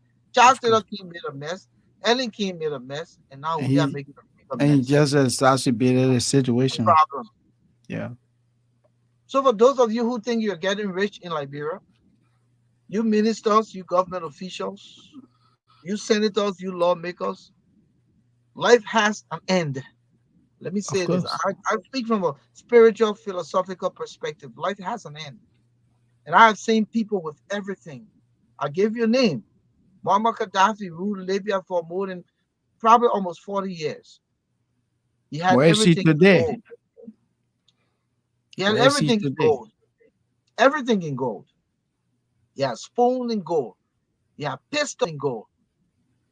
Saddam Hussein had palaces around the country in Iraq. He was caught in a rabbit hole and hung. So, Gaddafi was caught in a drainage and shot.